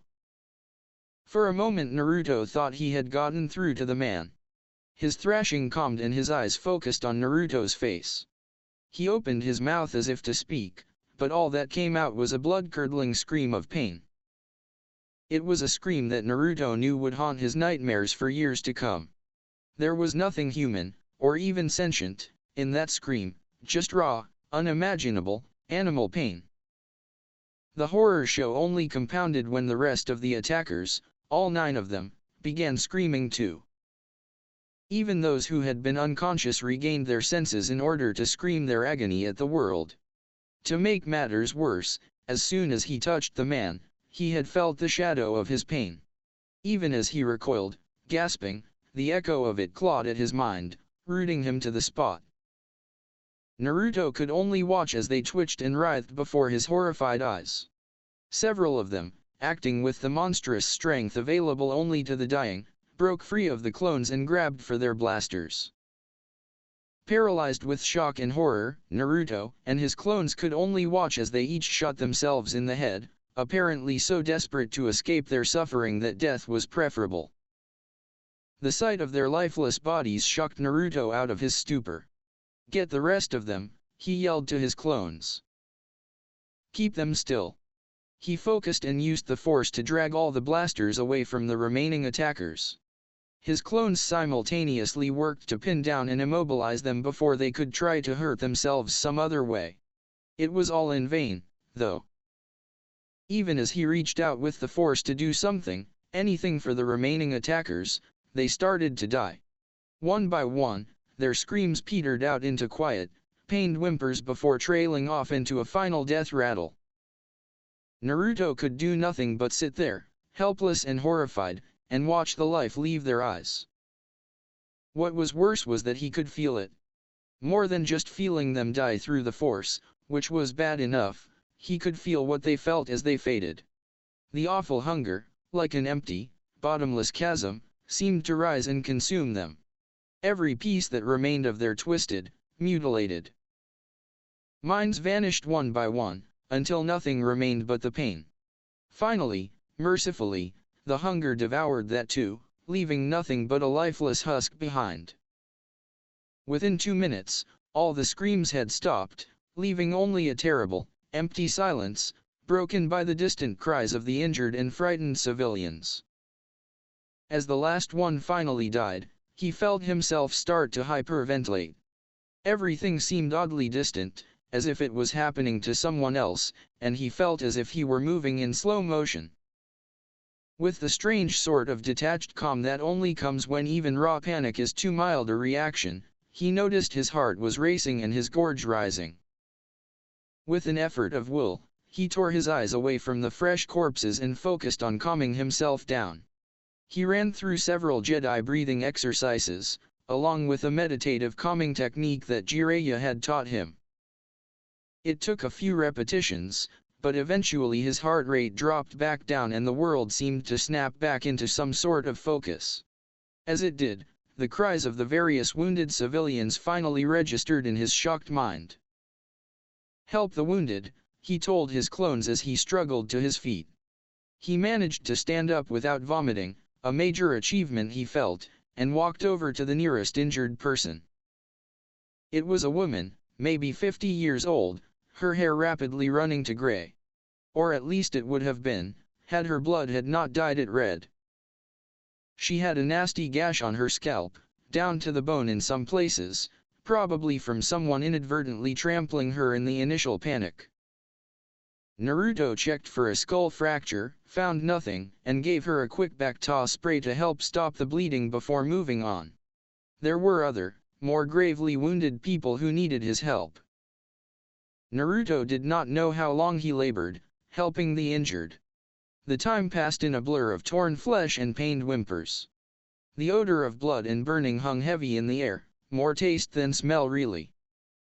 Amid such an assault on his senses, time seemed a petty and trifling thing. At some point the authorities arrived, and helped replace crisis with aftermath, but he paid them no real attention. Between those who had been shot, and those hurt in the mad rush to escape, there were dozens of injured to tend to. At some point after that, minutes or hours later, he didn't know, his master arrived and said something. He didn't know what. It didn't seem important. He just needed to keep helping the injured. That was what mattered now. He shrugged him off and kept working.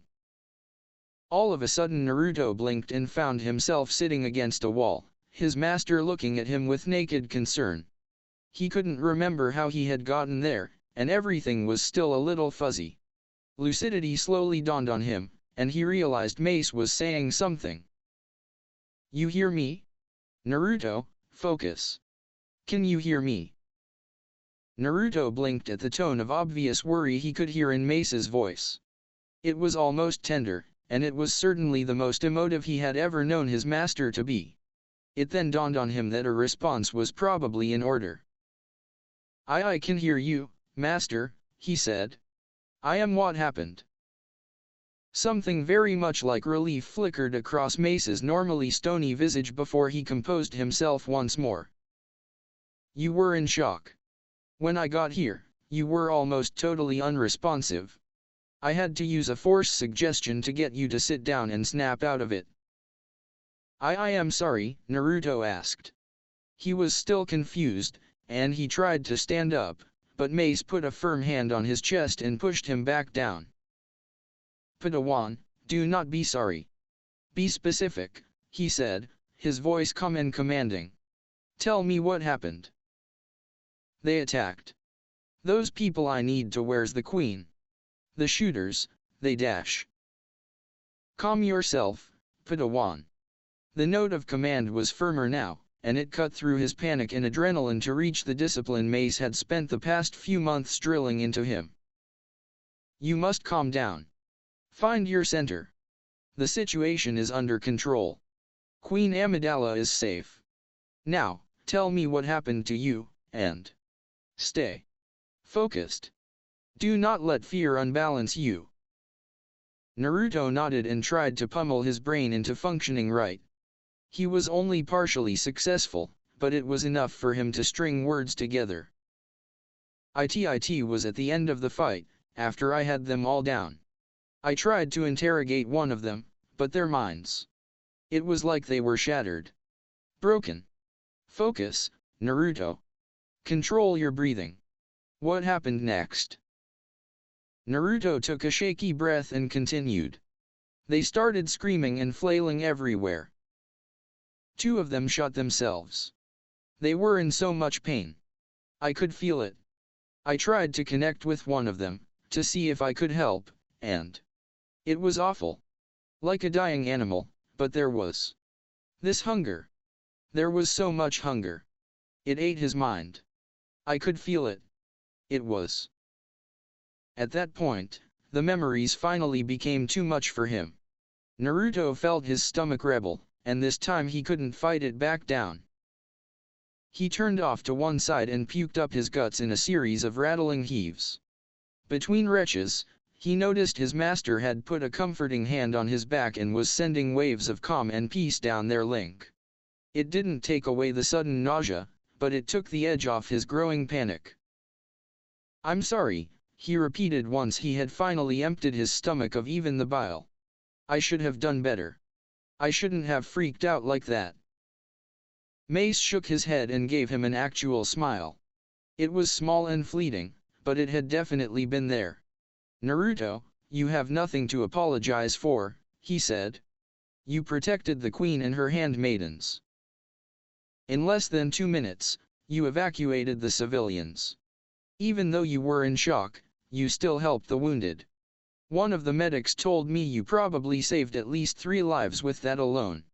Your performance was more than satisfactory. Well done. Naruto was quiet for a long moment while he digested that. As the words trickled their way through his remaining shock and into his brain, he could feel himself relax. No matter how he looked at it, he had done well, even if it had come with a hefty dose of mental trauma. Speaking of which, Master, why did I go into shock at all? He could not keep the shame entirely out of his voice. He had sworn he would never freeze up like that again during his first C rank, and now here was. It wasn't the most Jedi-like emotion, but if Mace noticed it, he made no comment. Instead, he looked at Naruto thoughtfully for a few moments. Naruto, have you noticed anything about your force senses lately? He finally asked. Maybe you've been more attuned to people's emotions than before. Naruto thought about it for a second before nodding an affirmative. I think so, he said. I could tell that Padme was using a decoy because I could sense her emotions in the throne room. I could sense the fear from the townspeople because of the attack when we were headed here. Stuff like that. I can usually tell what people are feeling if I'm close enough to them. Mace nodded as if he had been expecting such an answer. I think you are developing empathic abilities, he said. It's a talent that some Jedi, such as Knight Sakura, have, one which allows them to sense others' emotions with far greater accuracy, clarity, and ease than an ordinary Jedi. It also would explain why you reacted as you did to those men's deaths. I don't understand, Naruto said with a frown. Why would that make me go all weird like I did?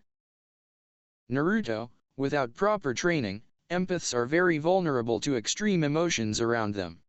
When those men died, your ability allowed you to experience their trauma and pain in a far more intense and personal way than you were prepared for. Master Yoda or Knight Sakura would be better able to explain it than I, but essentially your mind rebelled against those foreign emotions, and the resulting conflict overwhelmed you and sent you into shock. So, what? There's got to be some way to keep this from happening again, right? Naruto asked, a little desperately. He had no desire to experience something like that ever again. Feeling someone's mind shattered, twisted, and then consumed by some unholy mixture of agony and hunger, just thinking about it nearly had him throwing up again. Yes, Mace answered, much to his relief. There are several shielding techniques you can use to protect your mind and use your empathy safely.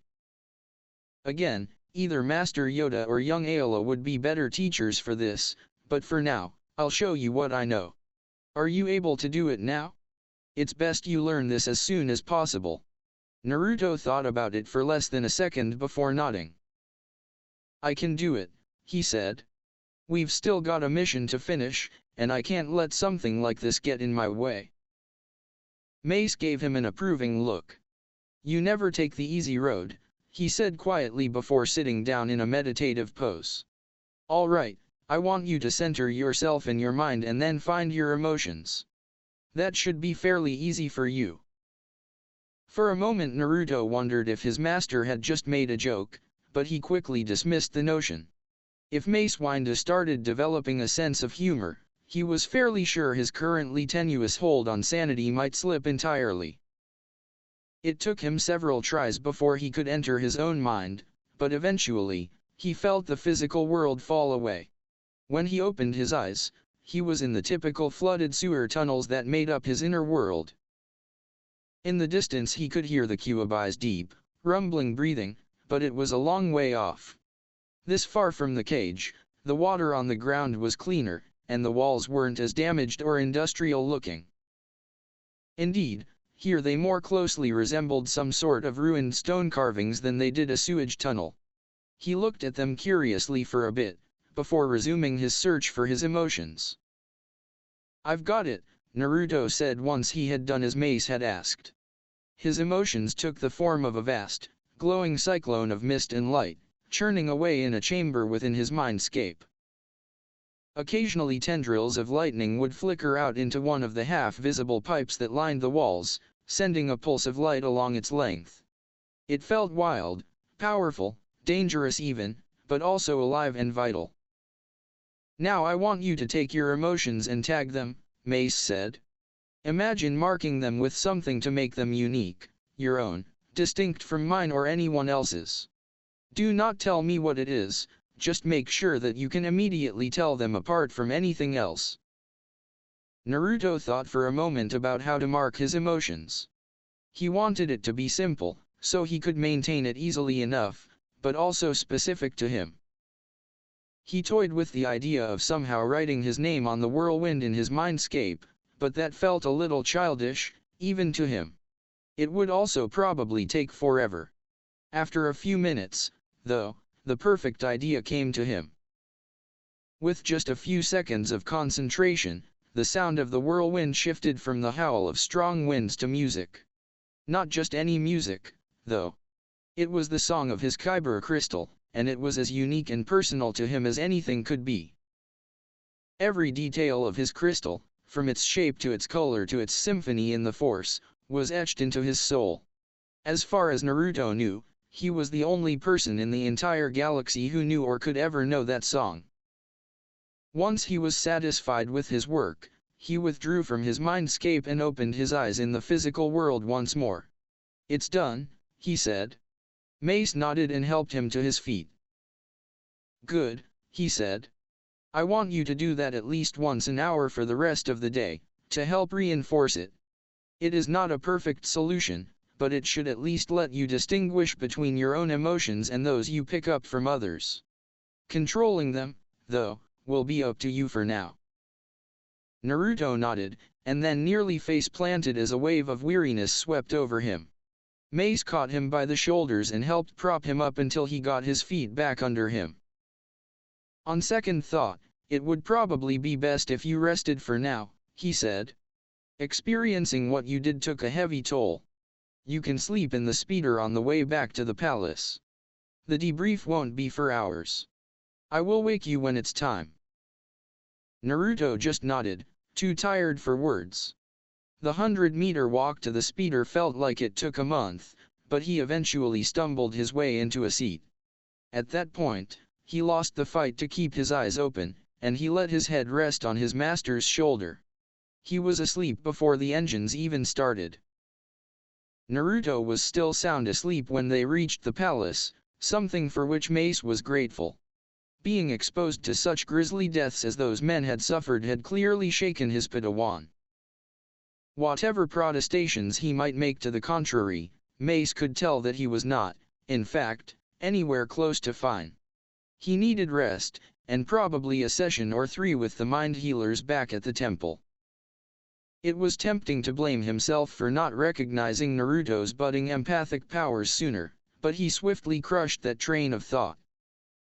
Even looking back on it, there had been no real indication that he was developing such a skill, and no reason to think he would. Most of the time, such things manifested very young, and were therefore easy to spot. Mace had never heard of a force talent such as empathy manifesting for the first time in someone's teenage years, and had not even thought to look for it. To compound that, Naruto could be maddeningly tight-lipped about his own feelings. It was, he suspected, a mixture of the usual teenage male embarrassment at having feelings at all, combined with yet another relic of his abusive upbringing. Of course, of all the abilities he could have manifested, Naruto would end up as an empathy, Mace thought. For all that he doesn't like to talk about them, he is more attuned to his emotions than any Jedi I have seen before. Manifesting it this late must be a byproduct of using chakra all his life. It probably delayed some aspects of his development in the Force. Whatever the reason, What mattered at the moment was that Naruto was hurt. There had been a few long seconds there that Mace had feared the trauma may have scarred him permanently. As it was now, he was not as worried about that, but he resolved to keep a careful eye on his Padawan for the remainder of their mission. Once the speeder had pulled to a stop, Mace picked Naruto up out of his seat and carried him to their quarters. He's grown again, he thought as he walked. He is going to be as tall as Jiraiya at this rate. Once he had Naruto laid on a bed to finish resting, Mace immediately went to set up a meeting with Captain Panika and the Queen. I sense that between us all we have enough of the pieces to get an idea of the complete picture, he thought. May the Force will it, because whoever is behind this needs to face justice, and soon. Naruto's dreams were dark. He saw the attackers, or victims, he wasn't sure which. He felt them die, felt that terrible emptiness swallow up their souls. He relived the fight, and he saw every person he had failed to save.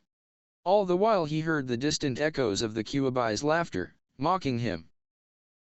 "Shut up!" his dream self shouted. "Just shut up! I told you that you were too weak. Even now you flail in the darkness, like a worm. How pathetic! Go away! You're wrong," he said, but his protests were feeble. Over and over, the scenes played before him. The random deaths, most of them people who stepped into the path of a blaster bolt by mere chance. The screams of raw agony from the shooters, and the looks of blessed relief on the two who killed themselves. Finally, their deaths, and the horror that he had seen in their minds.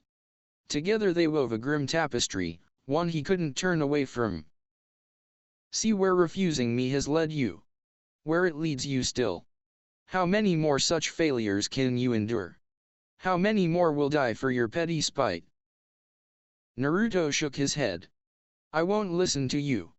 You're evil. Evil?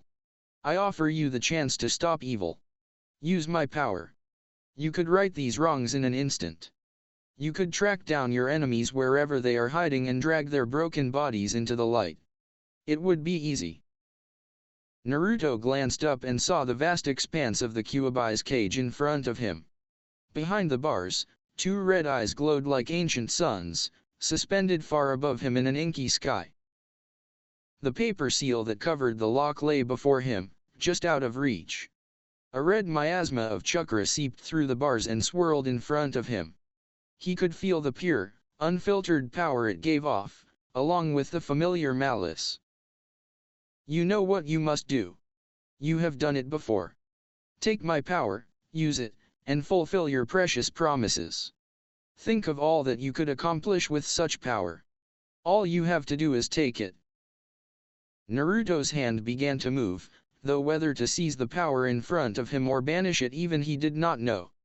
Before he had done much more than twitch, though, the dream shifted. The cage and its prisoner vanished, leaving Naruto to gaze on a wholly new vista. He saw strange, shadowy figures standing over a vast ocean of stars, one crowned with green, one red, and one gray.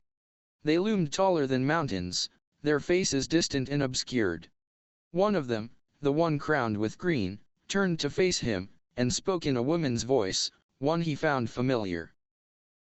Rest easy now, young one. Rest, and remember what is truly important. His eyes snapped open, and he shot bolt upright in his bed. His breath came in quick gasps until he got it back under control. After a few seconds, he looked around at where he was. I'm in my room at the palace. Master Windu must have brought me here after I fell asleep. Naruto shivered as he remembered his dreams. Whatever had happened with his empathy, it had clearly shaken him more than he had initially thought. Perhaps that wasn't so surprising, though. Even now, he couldn't suppress a shiver when he thought about those screams. And that hunger. That soul-consuming void, swallowing everything, swallowing his. No. He shook his head to dispel the foul memories. When that didn't work, he slapped himself across the face. Hard. Hard enough to knock the rising panic back down, giving him a semblance of focus and letting him think clearly. Yeah, definitely worse than I thought. With a weary sigh, he sank into a meditation pose and repeated the exercise that Mace had taught him. It came easier this time, and to his complete lack of surprise, he noticed a few foreign notes coloring his Kyber crystal's song. He couldn't tell where, or who, they had come from, but they definitely weren't his. Whatever they were, as soon as he had once more marked his emotions, they seemed to shrink and vanish. As they did, Naruto felt some of the unconscious stress he had been carrying vanish along with them. Not all of it, but enough that it felt as though a lead blanket had just lifted off his chest. As soon as he had completed the exercise, he hurried to change his clothes and wash the cold sweat off his face. Once done, he rushed out the door and honed in on Padme's presence. After 2 days by her side, he could pick her out of a crowd with ease, probably because of his empathic abilities. Finding her in the mostly empty palace was child's play. Once he had a lock on her direction, he beat a hasty path to get to her. As far as he was concerned, she was still under his protection, and he had never checked on her after the attack. Much to his surprise, he could sense that she was quite close and getting closer. Indeed, he had only to round 2 corners before he saw her walking down the hall towards him. She had dressed simply, without the royal makeup or fancy gown, which meant that she wasn't there on official business. As Naruto skidded to a stop in front of her, he noticed she was not sporting her usual inscrutable expression. Instead, she was giving him a concerned look reminiscent of the ones Ayame and Shizune used to give him occasionally. "Naruto? I didn't think you were up yet," she said. "I just woke up a few minutes ago. What are you doing over here? It's not safe." She snorted and rolled her eyes. "You're as bad as Captain Panica. I am perfectly safe in the palace. Besides, I was just coming to make sure you were all right." Master Winda wasn't very specific, but he said something bad happened. "I'm fine," Naruto said. He hoped that would be the end of it, but Padme's pointed expression killed any hope of that. He squirmed for a few seconds before sighing and giving in to the inevitable. "Something was wrong with the guys who attacked you. Their brains were messed up, somehow. Anyway, it turns out I'm an empathy, and when they died, I felt it, and it was bad. It shook me up a little, but I'm fine now. It wasn't a big deal, really." Padme looked startled and faintly disturbed at his description. She gave him a worried look, one that made Naruto squirm some more. He didn't like people fussing over him, but at the same time, it felt good to know that someone cared enough to actually worry about him.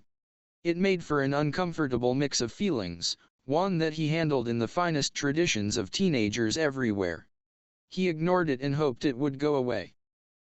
"Naruto, it sounds like it was a pretty big deal to me," she said. "Feeling someone die. I can't even imagine it. Are you going to be okay?" Naruto drew up every ounce of stubbornness he possessed, which was practically enough to generate gravity, and nodded once. "Of course." Padme gave him one last concerned look before she smiled, apparently satisfied with what she saw. "I'm glad. Also, I wanted to thank you. That whole situation would have been much worse if not for you." Naruto smiled and scratched the back of his head. "Heh. It wasn't much." His smile faded. "I should have done more." Before he could sink any deeper into angst, Padme reached out and flicked him in the forehead. "None of that. Brooding doesn't suit you. Besides, you saved me, and all of my handmaidens, along with who knows how many others. You had the whole situation contained in just minutes. If you weren't a Jedi, I would be giving you a medal right now." This time, Naruto's embarrassed blush was visible, peeking over the top of his mask. He was, it turned out, still a sucker for praise. It didn't help that, while he had no romantic interest in Padme, the part of him that was a 13-year-old boy had noticed that she was an exceptionally beautiful young woman. Puberty reared its ugly head once more, and it took him a moment to untie his tongue. "I was just keeping my promise to Anakin," he said. "Besides, I used to do missions like this all the time back on my home world." That definitely came as a surprise to Padme, whose eyes widened. "You what? What do you mean, you used to do stuff like that?" She spoke quietly, her tone calm and deliberate. Dangerously so, in fact. It should have served as a warning to Naruto, but he was still busy trying to shift the mental image of Padme hanging a medal around his neck in front of the cheering masses. As such, he gave possibly the worst form of the truth he could have chosen. "Yeah, I was a soldier for my village. My team and I did several bodyguarding missions, and we were attacked on each one. These guys weren't even all that bad compared to some of the ones who tried to kill our clients back then." A conspicuous silence greeted his last remark, and, with a sense of dread, Naruto glanced over at Padme. It was not a comforting sight. Even without his empathic powers, her pursed lips, clenched jaw, and flared nostrils told him all he needed to know about how she felt about that particular revelation. Why in the galaxy had he said that? He must have still been out of it. He hated talking about his past. "You were a child soldier?" she asked. Her voice was soft and deadly, in the way a razor blade is. Naruto winced as heard it and made to head her off before things got out of hand. He really did not want to go into detail about his past right now. That was a painful enough subject at the best of times. "Yeah, but it wasn't like they forced me or anything. I volunteered. Just forget I mentioned it, okay?" "Forget you mentioned Naruto, you just told me you were a child soldier. That you saw combat. I don't think I'm going to forget that anytime soon. How could a republic world allow such barbarism? Does the Senate know about this? Such a thing has to be stowed. It wasn't a republic world, all right," Naruto cut her off. He took a breath and loosened his clenched fists before continuing. "Look, my godfather and I were trapped in stasis for 50,000 years. The Jedi found us and freed us a little over a standard year ago. The Republic didn't even exist back then. That's all I want to say about it, so can we talk about something else, please?" "Naruto, I just dash." "Please drop it, Padme." Naruto snapped, and for an instant his eyes turned hard and flinty. Though Naruto was several centimeters shorter than her, in that moment Padme could have sworn that he loomed tall and menacing. She felt the vaguest sense of some distant, terrible power, as if a storm on the horizon had suddenly drawn near. All the color in the hall seemed to drain into the boy before her, like he was all of a sudden more real, more solid, than mere matter could hope to be. Her teeth clicked shut, her breath caught in her throat, and beads of cold sweat broke out along her brow. Then it was over, the moment gone almost as soon as it had come.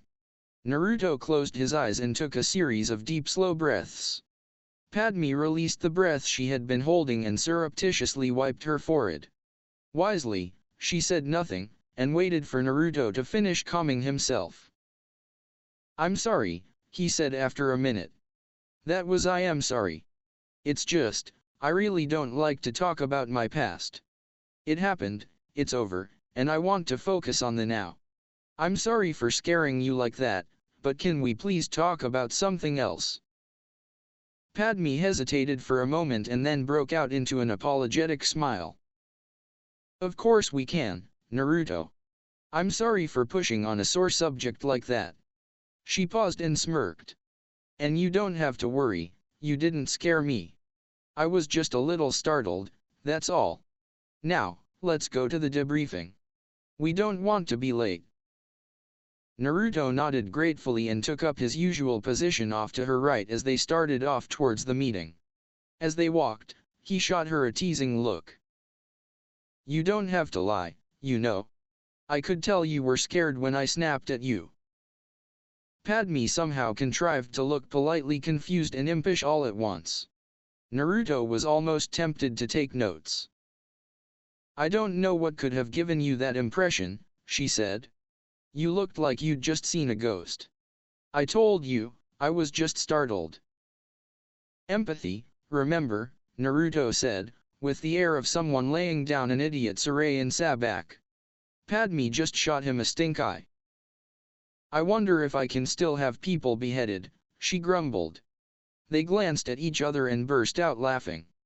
Their friendly sniping continued as they walked down the halls. All the while, though, Padme kept one eye on her young Jedi protector. No matter what he said, she could tell that whatever he had felt in those men's minds had upset him greatly. She had grown fond of him over the past few days, and she was determined to do her best to raise his spirits. Once they had joined Captain Panika, Mace, Lieutenant Typho in the meeting room, the briefing began. Mace, by an unspoken yet unanimous agreement, took charge of the proceedings without preamble. "Based on what Naruto told me about what he sensed from the would-be assassins, I ordered a more in-depth autopsy of all the attackers than would be standard." He pulled the results up on the holotable. When the tests came back, all of them showed signs of severe withdrawal. They were dosed with something so addictive that they all died when they stopped taking it. "Why was this never found before?" Padme asked, back to her royal persona. Captain Panika stepped forward to answer her. "Before today, there was never a reason to do anything more than a cursory autopsy, Your Highness. All the terrorists were either killed by local security forces or committed suicide. The withdrawal signs are limited to their brain, and wouldn't show up on anything but the most careful subcellular analysis." Padme nodded, clearly unhappy, but just as clearly resigned to it. There wasn't much choice. She couldn't change the past, and for all her idealism, Naruto had noticed that she had a practical streak as well. "Whatever drug they were given left no trace in their bodies," Mace said. "However, the medical examiner believed it targets the memory and impulse control centers of the brain, among others. In effect, it destroyed their sense of self," Naruto breathed. "That must have been why they felt so broken." "Indeed. That hunger you felt was likely the withdrawal killing them," Mace said. "They would have been left highly suggestible, and easy to brainwash. This would explain why there were always so few victims compared to what you would expect. They were fighting their programming as best they could." "So you're telling me that these weren't terrorists?" Padme said, her fists clenched so tight Naruto could almost hear the tendons creak. "They were victims." "Yes," Mace said, and the general tension in the room ratcheted up. Naruto couldn't blame them. He was struggling to contain his anger himself. Whoever is truly responsible for these attacks used these people as weapons. Naruto ground his teeth at the thought of such callous disregard for sentient life. It reminded him of Orochimaru, or those slavers in the Undercity he and Ahsoka had encountered. Suddenly, as he was brooding on the inexplicable evil of some people, a light seemed to go off in his brain. A series of hitherto unconnected facts all lined up and neatly dropped into place. When they did, he gasped, and stepped forward. His eyes lit up with excitement, which drew several curious glances. He hesitated for a moment, though. If he was right, this was going to hurt Padme badly. Still, he pressed forward, resigned to the soon-to-come storm.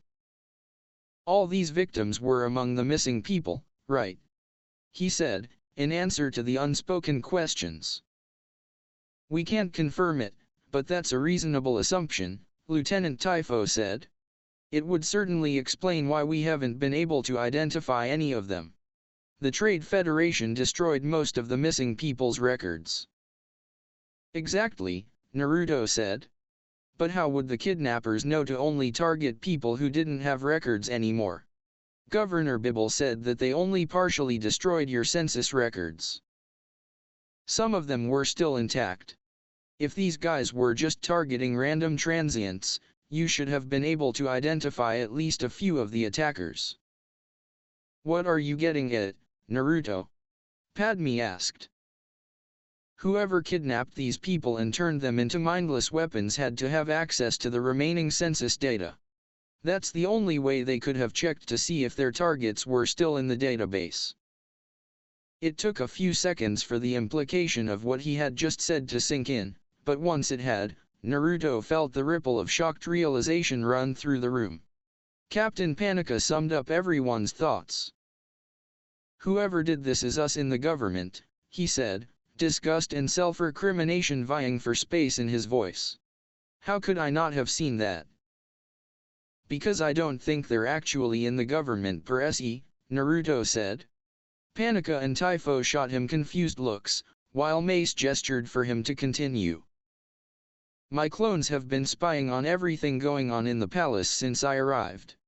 No one has accessed that sort of information, or done anything else suspicious. I think whoever this is has close ties to the government, but isn't actually in it. At least, not yet. Padme caught the implication first. You think it's one of the candidates in the election? Why? Because this whole thing is about the election, Mace said. The Force has been telling me that from the beginning. At first I thought it was about disrupting the process entirely, but it's not. This has all been a plot to swing the vote in someone's favor. Padme was noticeably quiet. Naruto suspected she could see where they were going and didn't like what she saw. He hated that this would be painful for her, but he had no choice. I'm almost certain it was Dane Topolo. Padme inhaled sharply. That's impossible. I've known Dane for years. My father worked with him. He is a good man. He couldn't be responsible for something like this. Captain Panika nodded, but he looked thoughtful. Dane is a respected public figure. What evidence points to him? For one, whoever planned the attacks clearly had knowledge of how Naboo security forces operate. The attacks have often been coordinated to the response time of the local authorities, and they always had clear lines of escape into areas that prevented pursuit. It takes law enforcement or military knowledge to plan stuff like that. Typho was nodding, but Padme shook her head again. There are thousands, even tens of thousands of people on Naboo with that knowledge. Plenty of them could potentially get access to the census database. This does not implicate Dane. Naruto grimaced beneath his mask. He could feel her frustration and denial, along with a creeping suspicion that maybe, just maybe, her father's friend wasn't as good a man as she had thought. There is one other thing. During the attack, the shooters didn't target Cord. They targeted the handmaidens. They knew you would use a decoy. That little bombshell didn't go over well at all. Panika and Typho both cursed sulfurously, while Padme went pale. Only Mace held his composure, though Naruto could feel his mind whirling away through their bond. You're absolutely sure of that, Padawan? He asked. Naruto nodded, and Mace accepted it. There are maybe a dozen people besides your handmaidens who know about the decoy system, Naruto said to Padme. Dane's grandfather was king. He would know about it. Through his contacts in the security force, he could easily get access to the census records. He knows all about Naboo security procedures the same way. Not to mention, he is the only person connected to the election who's benefiting from these attacks. At this rate, he's got a good shot at winning the throne. Padme said nothing for a long moment. Naruto could sense the turmoil within her, the desperate wish that what she was hearing didn't make so much sense. The chivalrous side of him, the side that hated to see a friend suffer, wanted to offer some measure of comfort. The more rational side of him, a side that had been growing under his master's tutelage, said that she needed to reach her conclusions on her own. Her silence stretched on for what felt like hours but was in reality less than a minute. When she spoke, her voice was quiet, subdued, but backed by steel. It said, in no uncertain terms, that she was queen and her word would be law. Your argument is persuasive, but it is not proof. While I acknowledge we must stop this madness, and soon, I will not allow us to compromise our principles while doing so.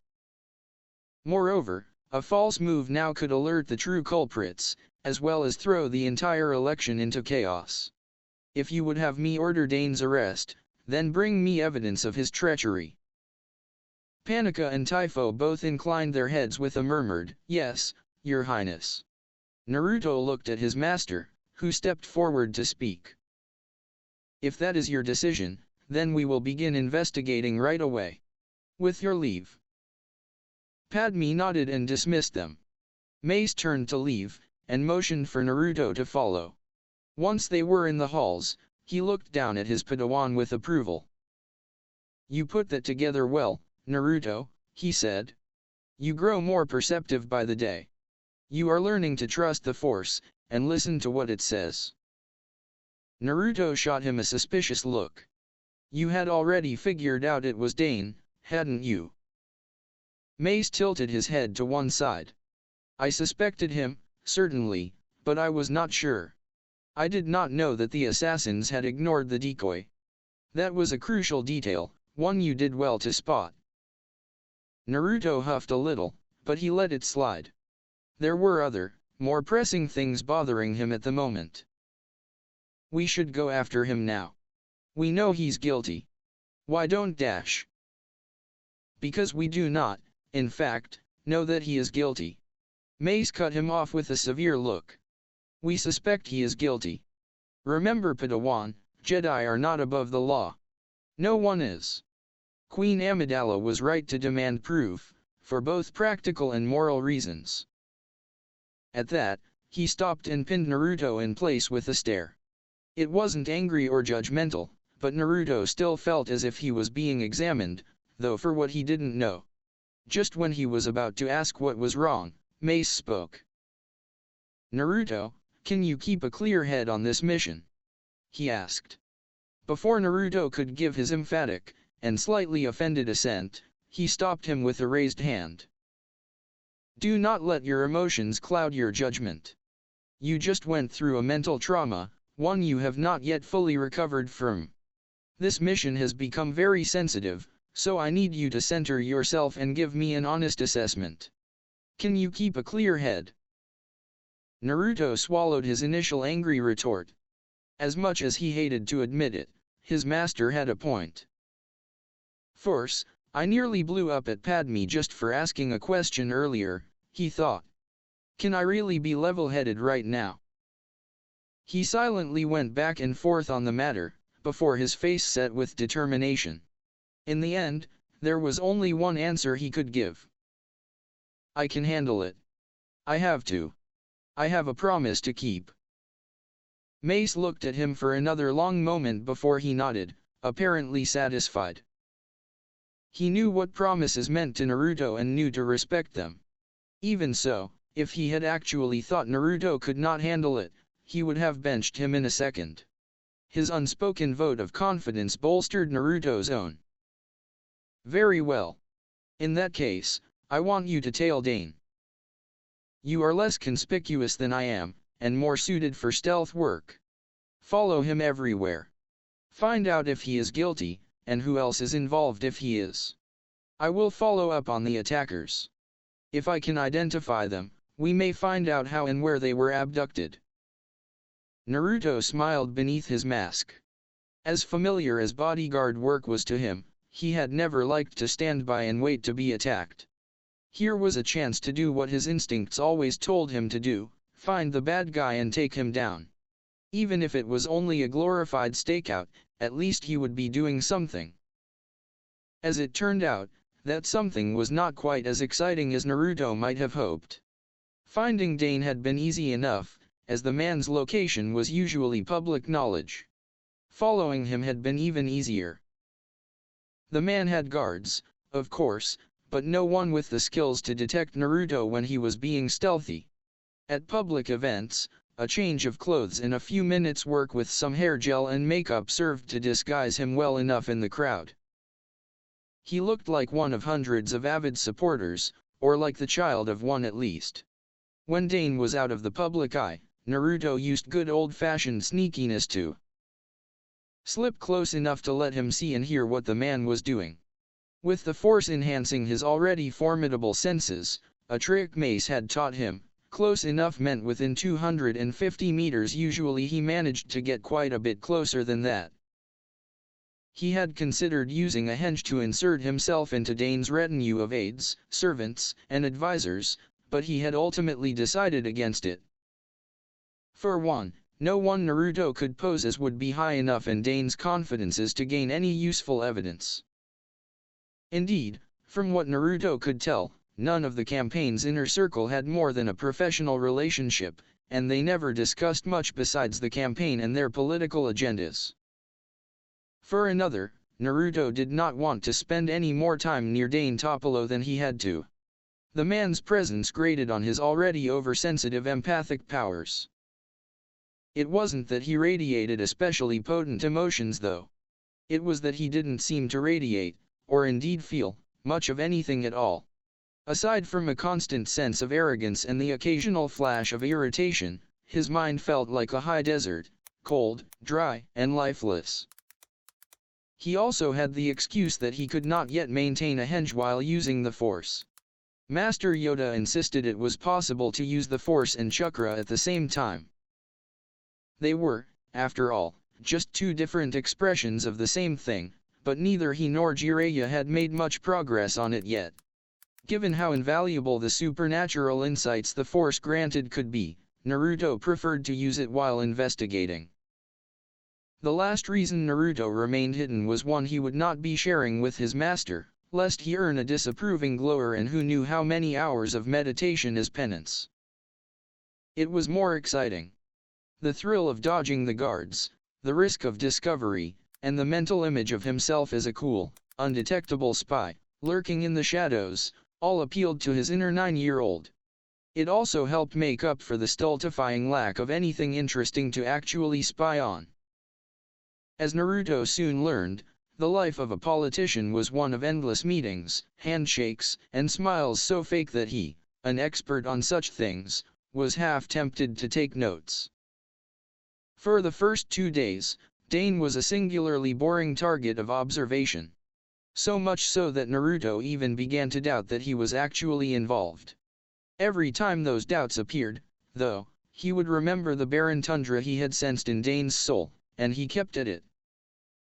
Eventually, late on the third night, just as Naruto was about to turn the watch over to a squad of Kage Bunshin, his decision to rely on the Force paid off. Just before he channeled chakra to make the clones, he felt a tug at his senses, as if someone were gently turning his head.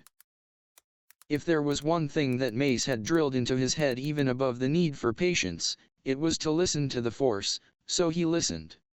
The feeling continued and grew until an image of Dane's quarters resolved in his mind. Something was happening and was happening in there. The only problem was that those quarters were across a courtyard patrolled by armed guards and monitored by security pods. Fortunately for Naruto, it was also shrouded in darkness. While most diurnal beings would have found the black cloak of a moonless night frightening, to Naruto it was a blessing. Beneath its cover, at once as impenetrable as stone and insubstantial as smoke, he darted across the roofs that ringed the courtyard. A few covered dashes in a single Force-powered jump found him on the roof of Dane's building, directly above the window into his quarters. With great care, so as not to alert anyone who broke the mold and look up, he leaned over the edge of the eaves and peered through the window. It seemed he was just in time. Dane, who normally refused to be disturbed while sleeping, had just got up from his bed to take a call. What was more, he took it on a personal holopad that Naruto had never seen before. It was bulkier than a standard one, and when he used the Force to enhance his vision, he could see why. It had been retrofitted with a whole host of added security measures. From his lessons with Anakin, he recognized encryption and decryption hardware, signal scramblers, tracking countermeasures, and a black market range extender. In short, it was designed for making and receiving calls with no one being able to trace or listen to them. Unless, That is, they were physically present to spy on the caller. Like Naruto was. A hazy blue figure flickered into life above the holopad. Its features were obscured, but Naruto could hear its voice, heavily modulated, just fine. He idly placed a small recording bug on the window pane and turned it on. It would transmit a video feed of the room straight to Captain Panika, who would show it to Padme. Not even a second after he activated the bug, the indistinct figure began to speak. "Explain yourself, Topolo," it said. Even through the window and a layered synthesizer, the annoyance in its voice was clear. Dane bristled, though at the demand itself or the disrespectful tone Naruto couldn't tell. Probably both. "I do not have to explain myself to the likes of you. I am useful," the figure said. "You are useful. Not indispensable. Do not forget, we are the Black Sun. You live at our pleasure, and it has not been pleasurable of late. Now, explain yourself." Naruto's eyes went wide, and he nearly slipped off the roof in shock.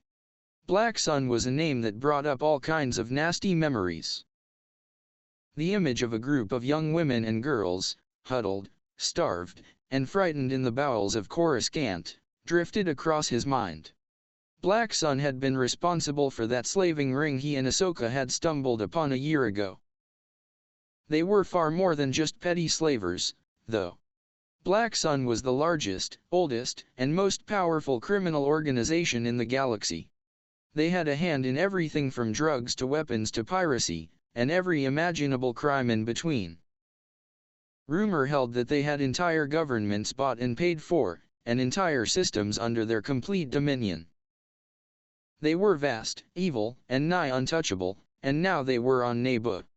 Naruto growled under his breath, and the terracotta shingles cracked under his trembling hands like candy glass. "Those criffing bastards are going to pay for what they've done this time," Naruto thought. "I'll take them all down, hard." It was only when he felt the fox stir in its seal that he noticed how angry he had become. He had crushed 2 of the shingles nearly to powder, and the noise of his teeth grinding together threatened to drown out the conversation going on inside. He took a deep, calming breath and ran through one of the control exercises that Mace was so fond of. Once he had subdued his temper, he refocused on the illicit conversation playing out in the room beneath him. Dane, from the sound of it, had finally caved to the caller's demands. "I took advantage of a unique opportunity. Queen Amidala made an impromptu visit to an unsecured venue. I still had assets nearby from the earlier attack. It was too good a chance to pass up. Her death would have all but guaranteed my election. Yet she did not die. Instead, you wasted the assets we gave you, put her security on high alert, and drew the attention of the Jedi. You are looking more and more like a liability, Topolo." Though he tried to hide it, Naruto could see Dane swallow nervously. A spike of fear colored his otherwise barren emotions. When he spoke, however, his voice maintained its haughty confidence. "Yes, she lived, but it hardly matters. Even a failed attempt on her life will make the people of Naboo fearful, and push them to me. As for those assets, so what? Make more. They were hardly irreplaceable. I've given you plenty of subjects. Let the Jedi sniff around them. If you did your job as well as you claim, it will amount to nothing." The figure on the holopad was silent for several tense seconds. The pause lasted so long that Naruto thought they had cut the transmission off. Finally, though, the disguised voice hissed out again. "Your pretty words do not fool me, Topolo. Make no mistake, you live only so long as you are of use. Therefore, I suggest you make yourself useful. Clean up this mess. Remember your place. Do not fail like this again. I can assure you, if you do, the consequences will be prolonged." With that, the blue figure vanished, plunging the room into darkness once more. Satisfied that he had gathered what he needed, Naruto retrieved and pocketed the bug. He then crawled back up the roof a ways, and tapped his comlink. "Did you get all that?" he asked. A moment later, his earpiece buzzed with an answer. It was Mace, who must have been watching the feed along with Panika. "Yes. The Queen saw it as well. You are to arrest Dane for treason, criminal conspiracy, and accessory to murder. And Naruto." "Yes, Master." "Do it quietly. With Black Sun involved, we can take no chances. If they think we're onto them, they'll kill any prisoners they still have and disappear. We cannot allow that. Extract Dane and send us coordinates for a rendezvous. Can you do that?" "Can I sneak a 100-kilogram former soldier out of his own home against his will without alerting the dozens of armed guards and security droids patrolling the area? Sounds fun. Give me 5 minutes." Naruto ignored the pulse of disapproval he sensed over their link. If his master honestly expected him to be completely serious all the time, then he would just have to get used to disappointment.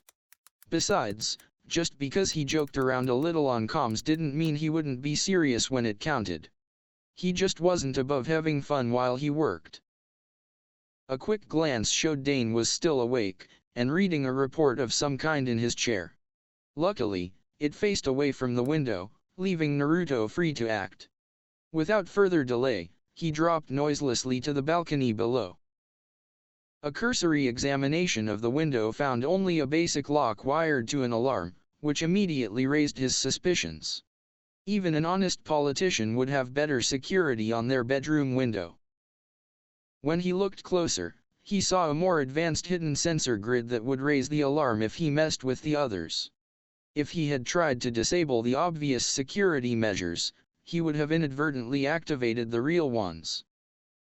Clever, he thought. Too bad Anakin taught me how to deal with stuff like this 6 months ago. His master probably could have scrambled the security systems with the Force, or else used his skills with Shatterpoint to turn the whole thing to dust. Naruto was nowhere near that level of skill and control, but he did have the set of tools that Anakin had gotten him. 2 minutes of work with an ion wrench and a bit of fiber optic cable, and the sensor grid was now diligently monitoring the bricks in the wall. With that done, the basic lock and alarm combination didn't even last 30 seconds against him. "Thank you, Anakin," he thought as he ghosted into the room and crept around to the side of Dane's chair. Before he could notice the sudden breeze from the open window, Naruto struck. His flattened fist slammed into the man's carotid artery, and Dane crumpled without so much as a whimper. He caught him before he could hit the floor and eased him down silently. As soon as he was satisfied that no one had heard him, Naruto bound Dane with ninja wire, hand and foot. That done, he pulled a scroll out of his pouch and unrolled it, revealing a complex sealing array. The seal was mostly of his own design, though Jiraiya had helped with the more advanced aspects. It was a modified storage seal, designed to hold and transport live prisoners. Naruto judged it to be infinitely preferable to lugging Dane's limp mass across rooftops in the dead of night. As quick as he could, he molded his chakra and sealed Dane into the scroll. Once he had tucked it back into his pouch, he crossed his fingers and created a single cage bunshin. "Henge into Dane, and try to make some excuse to lie low. Pretend you're sick or something. Just buy me as much time as you can, and don't let anyone see you dispel." The clone gave him a crisp salute that somehow contained more disrespect than any number of rude gestures ever could, but it did as ordered. Naruto just sighed and thanked the Force that it hadn't actually talked back. Sometimes he truly regretted not learning some other jutsu from the Forbidden Scroll that night. Still, his clones managed to be ever so slightly more useful than they were irritating, so he resigned himself to putting up with them. He briefly wondered if other people found him as annoying as he found his clones, but he dismissed the notion. That was impossible. He was awesome. His clones were just defective. With his task done, Naruto took one last look around to be sure he had left no evidence. If there was one thing both Kakashi and Jiraiya had, by dint of much effort, managed to teach him, it was how to be thorough. To be fair, they had both taught him a great deal more than that, but taking the time to be thorough had been an especially hard lesson for him to learn. Once he was satisfied that nothing was out of place, he slipped back out the window, reset the security systems, and vanished into the night like a particularly sarcastic phantom. Mace and Captain Panika met him in a speeder 5 kilometers from Dane's mansion. When they asked where Dane was and he responded by waving the scroll, Panika's reaction nearly had him on his knees with gales of laughter. The poor man's eyes had nearly vacated their posts in his skull, and his mouth might have lured in nesting birds had the sun been up. Mace had restrained himself to a weary sigh before hustling both of them into the speeder and flying off. Half an hour later, they arrived at their destination, a safe house, one of many that the Royal Security Forces maintained across Naboo. Panika and Mace had judged it to be the best available venue to interrogate Dane. With hundreds, perhaps even thousands, of Naboo still being held by Black Sun, they could not risk a more formal location. The secrecy bothered all of them, except for Naruto, who was used to such things, but it rankled Mace most of all. Captain Panika was, first and foremost, a practical man. So long as his queen was safe and no one explicitly broke any laws, then he would accept the subterfuge with equanimity. Padme, while an idealist at heart, was also an experienced regent and politician, one who had steered her people through dark times. While she had no love of secrets, she had long since made her peace with keeping them. It helped that she was at something of a remove from the whole situation, not being directly involved with either the arrest or the coming interrogation. Naruto was still getting accustomed to the idea of how justice operated in the Republic. He had grown up in a world of secrets and shadows, where concepts such as due process and the rights of the accused were, at best, ephemera. He had not liked it, but he had rarely thought of it either. It had just been the way things were done, and it was only with time and experience that he was seeing just how bleak a place the shinobi world had been. To compound matters, Dane was involved in the most disgusting sort of slavery that Naruto had ever heard of, and like Anakin, he had not only issues with slavery, but volumes and ongoing subscriptions. If stopping him meant trampling his legal rights a little, Naruto would not lose an hour's sleep over it. Mace was not so sanguine as that. He had seen where the road of hidden justice and secret police led. Seen it and fought against it. He knew better than most just how short that road could be. It was why he held firm his conviction that justice had to be delivered in the light of day, or else it was little more than retaliation, self-defense at best. He recognized that any government needed men and women to walk in the shadows for the good of others. He would not be one of them, though. However, as a Jedi, he had a duty to life above all other things.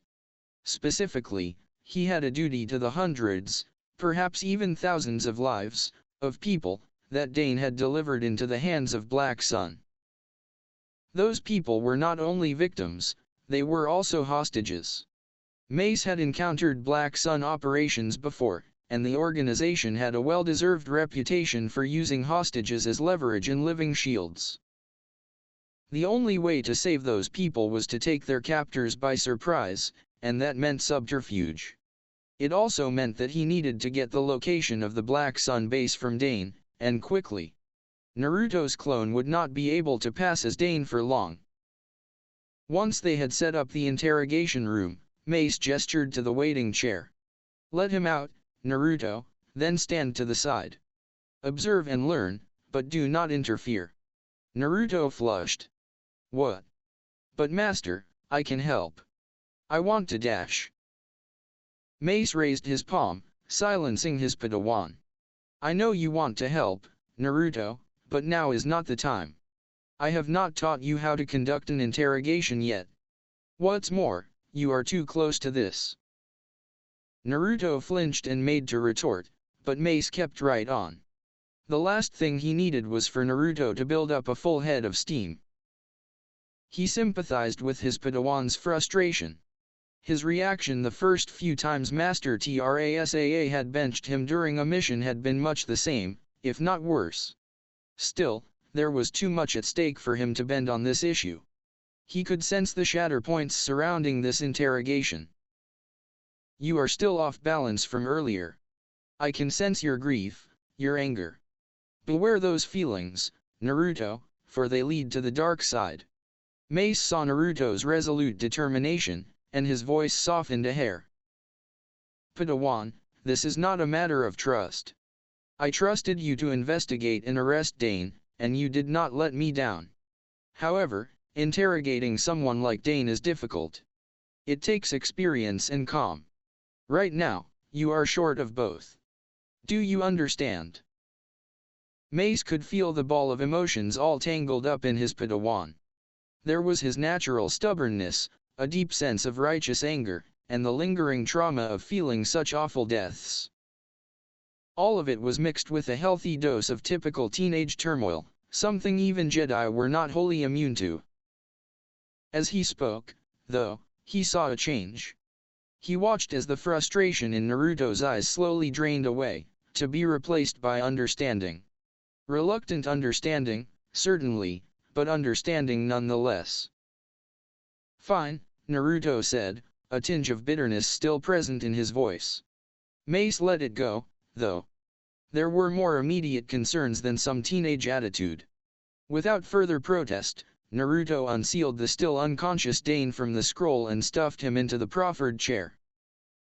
Cut his bonds, Mace said. When Naruto shot him an uncertain look, he explained.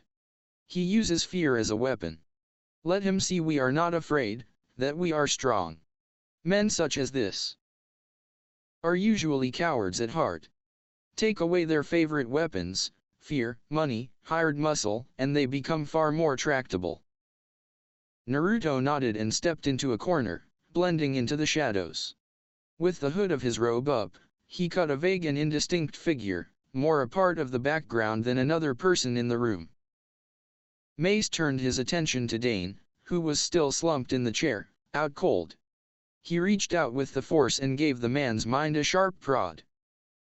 It was not hard enough to do actual harm, but it would certainly leave him off balance and confused for a few seconds. Dane twitched and jolted into the land of the living with a startled gasp. He looked around with wide, panicked eyes, trying to figure out where he was and what was going on. Mace let him.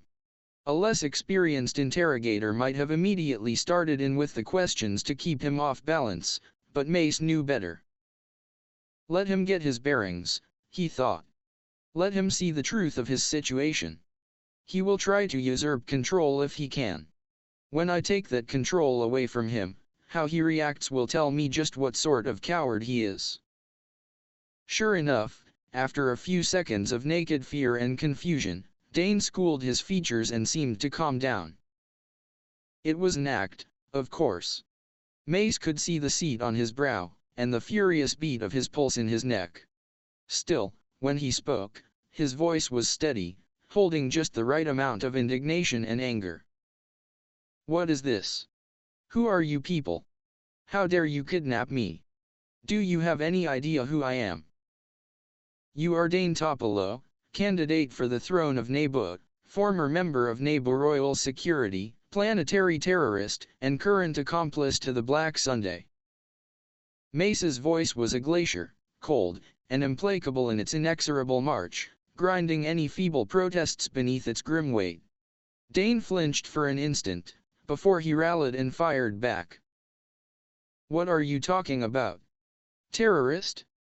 Black Sun? What sort of nonsense is this?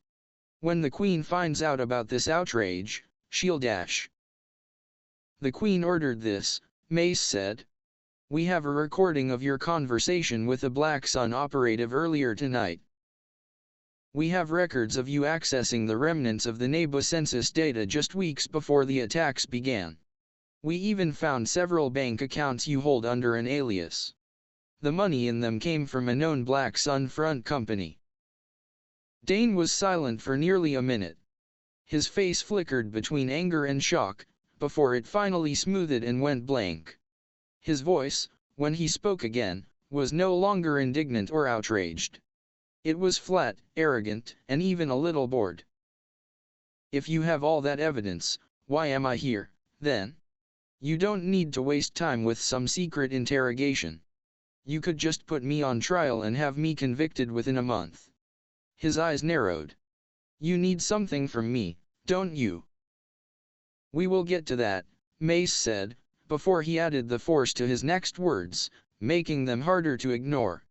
"First though, you are going to tell me what exactly Black Sun was using you for." It was subtle, but he saw the twitch in Dane's face at the mention of Black Sun using him. Clearly, he liked to think of himself as an equal in their partnership, though deep down he obviously knew better. Such an insinuation would not bother him otherwise. Still, the suggestion worked, and Dane kept talking. All the while, Mace kept up a gentle pressure on his mind to discourage any lies. "Well, I suppose there's no harm in telling you anymore. They wanted to expand their power into Hutt space. Naboo is the perfect gateway for that. It's out of the way, insignificant, but rich in resources and right on a hyperlane into Hutt territory. They promised to help get me elected, so long as I swore to let them operate out of Naboo once I was king. The kidnappings. The attacks. You must have orchestrated them. Tell me about the plan. Tell me how they were going to make you king." Again it was an order, not a question. Mace was not truly forcing Dane to respond, but then again, he did not need to. He could sense the man's shatter point, his arrogance. He may have been a sociopath, but Dane Topolo was also a vain, narcissistic braggart. With apparently nothing to lose, he would not turn down the opportunity to explain what he viewed as his genius plan, not even to a Jedi. "I was going to make myself king," Dane said, venom lacing his voice. "I orchestrated all of that, and more. They said they needed people, subjects for some experiment or other, so I provided them. It was easy to round up some of the unimportant scum, especially with access to the census data." Mace felt a swell of disgust rise up in him at the casual way Dane described his actions. It was as though he were describing a trip to a store or some other mundane task, as if they hardly mattered. Through their bond, he could also feel a hurricane of outrage ready to burst from his Padawan. He sent a wave of calm and restraint down the link, and kept it up until Naruto regained control of himself. It would not do for either of them to have an outburst now. "As for the attacks, that whole plan only worked thanks to me. I provided the targets, the getaway routes, the security schedules, everything. They would have been caught in a week if not for me." Mace did not allow the satisfaction he felt to show on his face, but inside he could have smiled. As ever, the Force had steered him true. It would only take a few more pushes to get Dane to turn on his erstwhile allies. "From the recordings we made, it did not sound like you were a very equal partner. Your handler threatened you, berated you, and you just took it. It sounded like you were just a puppet." Dane actually snarled at that. Flecks of spittle sprayed the table from the force of his rage. "That insolent piece of filth. No one speaks to me that way and gets away with it."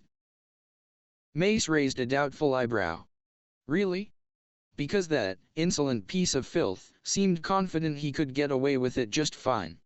He made the consequences for another failure like the one a few days ago quite clear. Tell me, what would you call this?" Mace gestured around the room, "but failure."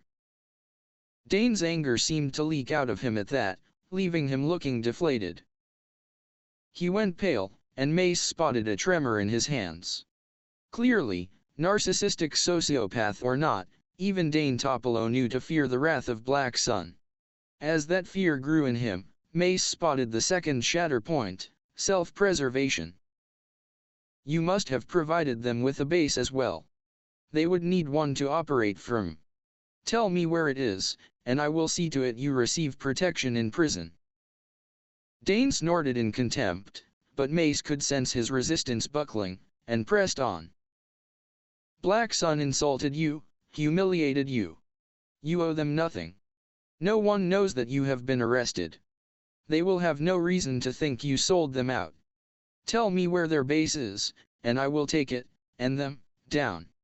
Black Sun will be too busy doing damage control to bother with you." With that, Mace could feel the shatter points break. Dane pretended to mull it over for another minute, no doubt trying to see if he could get something more for his cooperation, but he had already made up his mind. Mace waited patiently for him to realize that, and soon enough, he did. "I don't know exactly where their base is. I never actually went there. But I know it's somewhere in the swamplands east of Theed. The rendezvous to drop off new subjects was near there, and it's the only place nearby where they could hide a base. That's all I know, though." Mace stared at him long and hard, looking for any signs of deception. He found none. Satisfied, he stood and signaled Naruto to follow him. "Wait," said Dane. "You promised me protection. You'll keep your word, right? Jedi always keep their word." Mace didn't even bother to turn around when he answered. "A Jedi's word is absolute. Whatever hole you get thrown in, I promise it will be so deep and so dark that not even Black Sun will go looking for you." Without a backward glance, he led Naruto out of the room. Naruto struggled not to fidget with impatience as the shuttle descended to the ground. It had been 3 hours since his master had squeezed the intel on the Black Sun base out of Dane, something he was still a little impressed by. Hell, not just a little. From what little Naruto knew about interrogation, sociopaths like Dane were incredibly hard to get information out of. It often took weeks to break them down, but Mace had gotten both a confession and vital intelligence in less than 10 minutes. "I guess there's a lot more to being a Jedi Master than just being good with a lightsaber and the Force," he thought. "Still, I hate waiting like this, no matter how much it's needed." In the hours since they had left Dane, Captain Panika had contacted Padme and left to secure a platoon of royal security guards to help them take down the base. Given how widespread the plot against Naboo had proven to be, he had gone to oversee their preparations himself. He had been adamant that he would not be surprised by any more treachery. Naruto had not wanted to wait for their backup to rendezvous with them, but Mace had been unwilling to even consider assaulting the base on their own. Intellectually, Naruto knew it was the right call, that an attack by just the two of them on a fortified compound with no reconnaissance data was, at best, monumentally risky, but that didn't stop him from grinding his teeth at the delay. There were people suffering while they stood around and did nothing. His knuckles popped and whitened as he clenched his fists for the 10th time. "If you feel the need to do something, try sensing the location of the base again," Mace said. Naruto sighed and frowned at him. "I already tried that. There's just too much. The swamp is full of animals. It's like trying to find one voice in a crowd." "You are trying to use your typical Force senses," Mace said. "Try using your empathy. The emotions of sentience should stand out among the animals of the swamp." Naruto swallowed hard and had to shake himself a bit. "But, I don't know how. Last time I used my empathy like that, it was an accident, and what if it happens again? I need to have my head in straight for this. I can't." Mace must have noticed the slight tremor in his voice, because he turned and leaned down, bringing them eye to eye. Naruto felt a soothing calm pass through the link, with none of the censure or disappointment he had feared. His breathing slowed, and it was only then that he realized he had been on the verge of hyperventilating. "Naruto, I know what you felt was traumatizing, but you must not let your fear control you. I am not asking you to connect with anyone in the base, just to sense them. You may be new to these powers, but I believe in your ability to control them. You are strong, and I will be right here with you." Naruto wrestled with himself for a long moment, before he finally took a deep breath and let the tension fall from his shoulders. "Okay. I'll do my best. Mace only nodded once, but he still managed to convey a sea of approval and support in that simple gesture. That is all I can ask. Naruto gave his master a weak smile, not that he could see it beneath his mask. Nervous flutters churned in his gut, but he fought them down. The last thing he needed was to let his nerves get the better of him. Once he was as calm as he felt he was going to get, he reached out with the force. Immediately, a glut of information flooded his senses. The force flowed from life, and there were few places as biotic as a Naboo swamp in early summer. Trying to pick out any specific life forms from the pulsing sea of light and noise would have been a challenge for Master Yoda, let alone an inexperienced Padawan. The sheer overload had already stymied his previous attempts. Still, Naruto was allergic to the idea of giving up, and he had another card up his sleeve. He ignored the clamoring of the swamp and instead focused inwards. He could hear Mace next to him, gently guiding him with both his words and the force. Remember the feeling of sensing another being's emotions. Not their life, not their presence in the force, only their feelings. Let everything else fall away. Naruto did as instructed. He thought back to all the times he had glimpsed his master's feelings, or Ahsoka's, or Padme's. He even recalled the sensation of feeling the attackers from the square as they died. His breath hitched momentarily at the sour memory, but then Mace's presence was there, his unshakable calm soothing his panic before it could even begin. Do you have it? Yes, Master. Good. Now keep it in your mind, and reach out. Do not try to find anything in particular. Just remember that feeling and look for it again outside yourself. Naruto nodded and extended his senses once again. This time, rather than the overwhelming clamor from before, he felt only a few flashes. Most of them were simple, primitive, the basic emotions of the more advanced animals that lived in the swamp. Naruto spent a moment just taking them in, reveling in this new insight into the world around him. After a few seconds, though, he moved on, mindful of his mission. The search was hard. It was difficult to maintain the specific focus he needed to sense only emotions, rather than everything. He could feel the rest of it at the edge of his mind, waiting for a slip of concentration to rush back in, like water held back by a dam. Several times he nearly lost control, and it was only thanks to Mace lending him a helping hand that he kept his focus. His spiritual gaze moved through the swamp like a spotlight, peering into every nook and cranny one by one. After 10 minutes of searching, he felt something other than the basic animal feelings of the swamp creatures.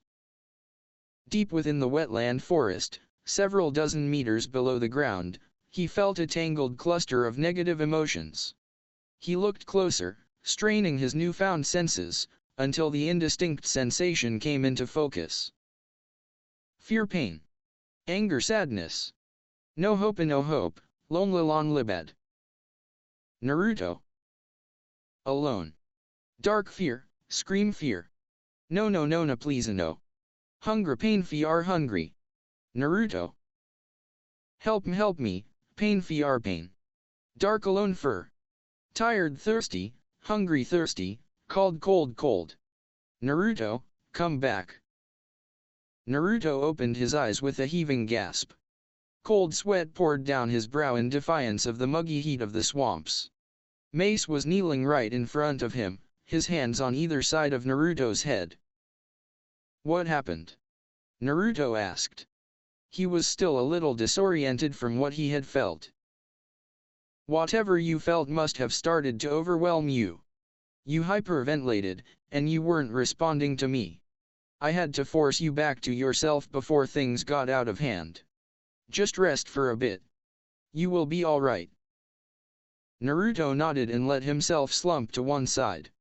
The effort of maintaining such a narrow focus, along with the battering his still bruised psyche had taken from what he had sensed, combined to leave him feeling spent. The exertion of the past few days did not help matters, either. While using Cage Bunshin to maintain around-the-clock watch was not nearly as draining as doing it all himself, it still meant that some portion of his mind believed it had been awake for nearly a week now. For several minutes, he just leaned against a rock and waited for the strength to return to his limbs. Mace stood over him, apparently content to exercise his seemingly endless patience as his Padawan recovered. After the better part of 20 minutes, Naruto finally managed to sit upright once again. Mace didn't waste any time in questioning his Padawan. "Are you alright?" "Yes," Naruto said. He hated how weak his voice sounded, but there was nothing for it. He strove to sit up even straighter, hoping his posture could communicate the strength his voice lacked. Mace frowned at him, but apparently decided not to comment, and instead continued with his questions. "Did you find them?" "I did," Naruto said. "They're approximately 50 clicks northwest of our position, in an underground bunker of some sort." "And Master?" "Yes, Naruto. They're hurting. We need to get them out of there soon." Mace nodded. "I just got word. Our backup will be here in 15 minutes. As soon as they arrive, we will take that bunker and rescue the prisoners. This ends today." Naruto returned his nod and struggled to his feet. His master's fierce determination lent strength to his limbs, and he used a basic Jedi cantrip to soothe his weary mind. It wasn't a replacement for actual sleep, but it would keep him going for a while before he began to really feel it. Soon enough, the silence grew uncomfortable for Naruto. He cast around for some subject to bridge the silence and lit upon one that he was surprised he had not thought of earlier. "Master, how are we going to get into the Black Sun base? We can't just blast our way in, can we?" Mace gave him an approving nod. "Indeed not.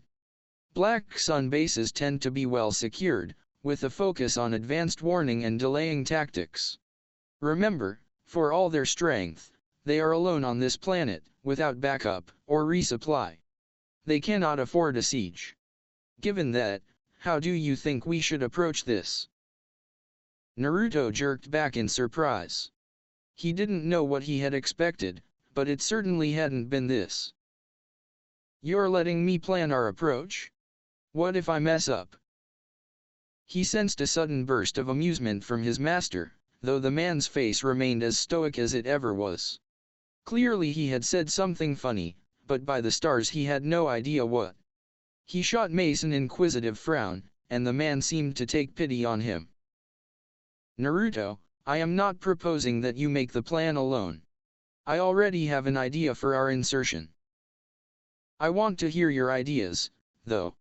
Naruto nodded in silent comprehension. So this was a teaching moment, then. He supposed it made sense. Mace was a firm believer in learning by doing whenever possible, even in the field. With a start, he realized his master was still speaking. "With what I have told you about their likely defenses, tell me how you would go about breaching that base." His voice, indeed his whole demeanor, relaxed into the very image of a patient listener. It was one of the things Naruto most appreciated about his master. When the man asked for his opinion, he genuinely listened to it and gave it due consideration.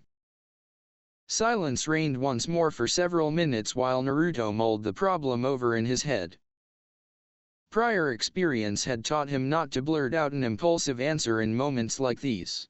If Mace was asking for his input, then he expected his best, just as in every other aspect of their training. Only once he had ordered his thoughts did Naruto speak. "If they focus most of their security on giving them advanced warning of any intruders, then our best bet would be to find a way to blitz through it without being delayed. We don't have time to disable it and sneak through properly. My ruse with the Cage Bunshin won't last that long. Once we're inside their main perimeter, they won't be able to react fast enough to stop us. We need to find a weak point." "Good," Mace said, nodding. "Where is it, though?" "The sky," Naruto said after a moment of hesitation. "We could fly up high, maybe even into low orbit, and jump down right on top of them. They can't have much in the way of air defenses, those would be too easy to spot. By the time we land, we would just have to find the actual entrance to their base and breach it. We would be in before they had any chance to react. He stopped there, suddenly out of breath. In his eagerness to tell his idea, he had not realized how quickly he had been talking. Heat threatened to rise in his face at his show of excitement, but he fought it back down. His desire to hear what Mace thought of his hastily assembled plan outweighed any embarrassment at losing his bearing. It was hardly the first time that had happened. Sith hells, it was not even the first time that had happened today. It took an effort for him to keep from fidgeting as Mace considered his ideas, his face an inscrutable stonewall as always. Naruto suspected that the man secretly enjoyed making him squirm like this, but his emotions were nearly as closed off as his face, so he could not be sure. Either way, it was a torturous test of his patience to watch his master silently contemplate what he had said. Naruto was on the verge of actually hopping up and down when Mace finally spoke. It is a decent plan, or at least the beginnings of one. I do not think we should be so quick to abandon the possibility of surprise, but you made a good point regarding their probable lack of flexibility. You would need the exact coordinates for the entrance, as well as a whole team with space jump training. That is a rare skill outside of elite special ops units. Assembling a team like that would take time we do not have. Naruto, whose ego had done a pleased little dance at Mace's initial assessment, now had to hide a wince as his master exposed the flaws in his plan. Still, he took the criticism without complaint. There was no judgment or censure in Mac's voice, just the even tone of a teacher imparting knowledge to a student. You were also too quick to dismiss the potential of aerial security measures, Mace said. They could easily conceal sniper droids, hunter-killer drones, or even micro-rocket launchers in the swamp. Any of those could decimate our forces before we landed, along with alerting Black Sun to our incursion. Naruto swallowed his disappointment and tried not to choke at the taste. He had not expected his plan to be perfect, but Mace had picked it apart in no time at all. For someone who prided himself on his quick thinking and clever ideas, it was a little humiliating. His self-recrimination must have traveled across the bond, because Mace refocused on him, and his face softened ever so slightly. Do not be so hard on yourself, Naruto. Black Sun chose their base well. It is not an easy target. You overlooked some things, true, but with a few adjustments, your plan could work. I actually considered something similar, but with you here, I have a better idea. At his encouraging words, Naruto perked up again. He did not bother to conceal the eye smile as it flashed across his face. Then, amid his internal celebrations, Mace's last words suddenly flashed across his mind. Wait, what did you mean you had a better idea with me here? He asked. Am I going to like this? Mace told him. He liked it. He liked it a lot. After Naruto had explained the plan to Captain Panika and Lieutenant Typho, both stood still as carbon-frozen rocks, identical expressions on their faces as they stared at him. To Naruto's dismay, those expressions were not ones of awe and excitement, as was befitting the masterpiece he and Mace had come up with, but rather ones of skepticism and dismay. The men behind them, 20 well-armed Royal Special Operation Guards, all bore the carefully blank looks of professional soldiers who had not yet been told what their opinion was supposed to be, and were therefore diligently concealing what it actually was.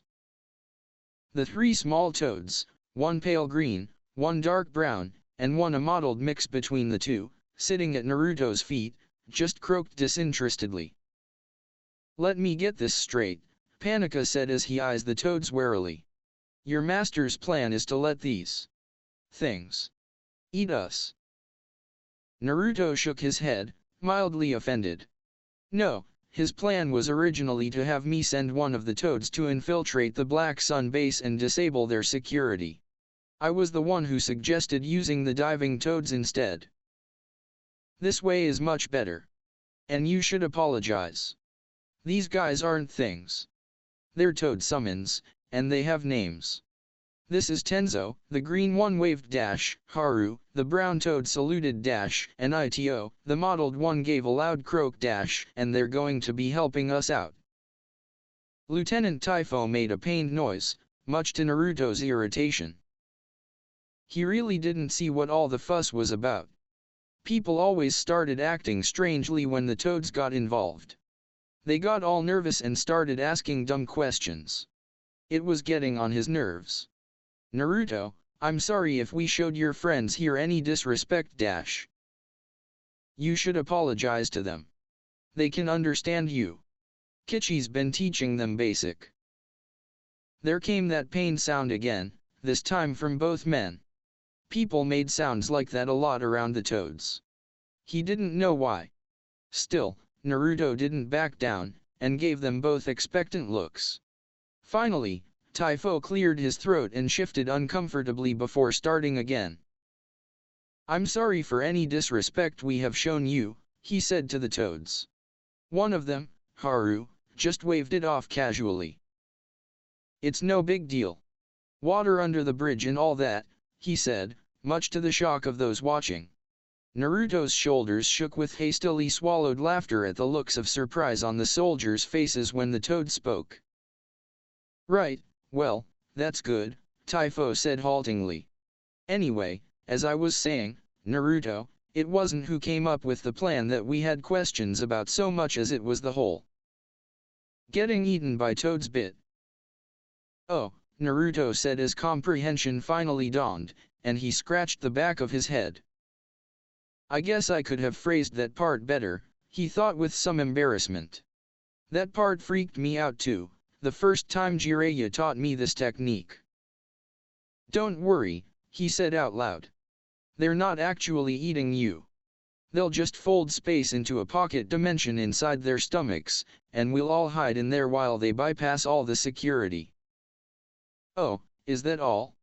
Panika asked weakly. Yep, said one of the toads, Ito this time. Don't worry, we've done stuff like this before.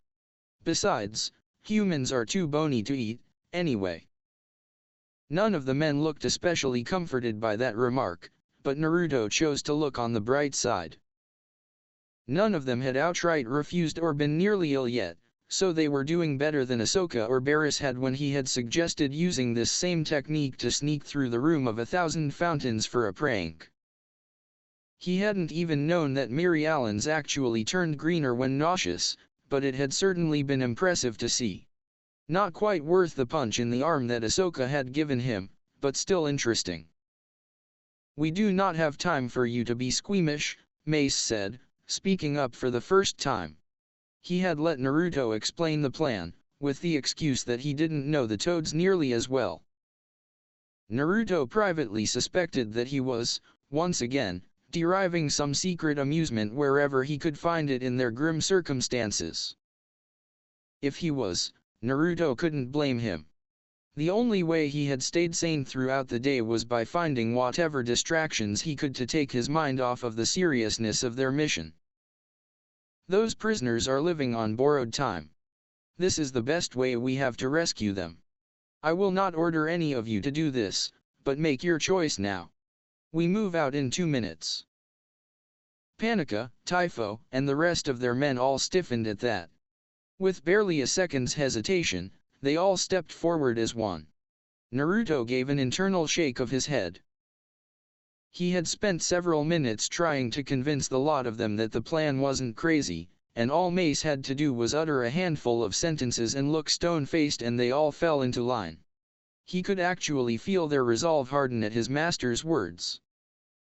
I guess it pays to have a badass reputation, he thought. I should probably try to get one of those. He shook off his musings, though, and turned to address the toads. All right guys, it looks like we're a go. You know the plan. We take you lot, find the entrance, and Master Windu gets you inside, Haru said. Nothing to it. Awesome. Let's go. With that, he stepped forward and put one foot into Haru's open mouth. The appendage, which by rights should have squashed the toad flat, instead sank into its waiting gullet in defiance of all laws of physics.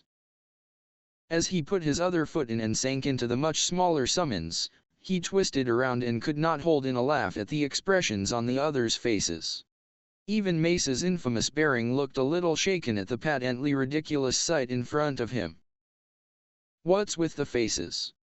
he said as he sank up to his face. "Haven't you ever seen someone get swallowed by a toad from another dimension before?" His laughter echoed through the small clearing even as the last of his hair vanished into Haru's mouth. After Naruto's display, the rest of the men lost the last of their hesitation.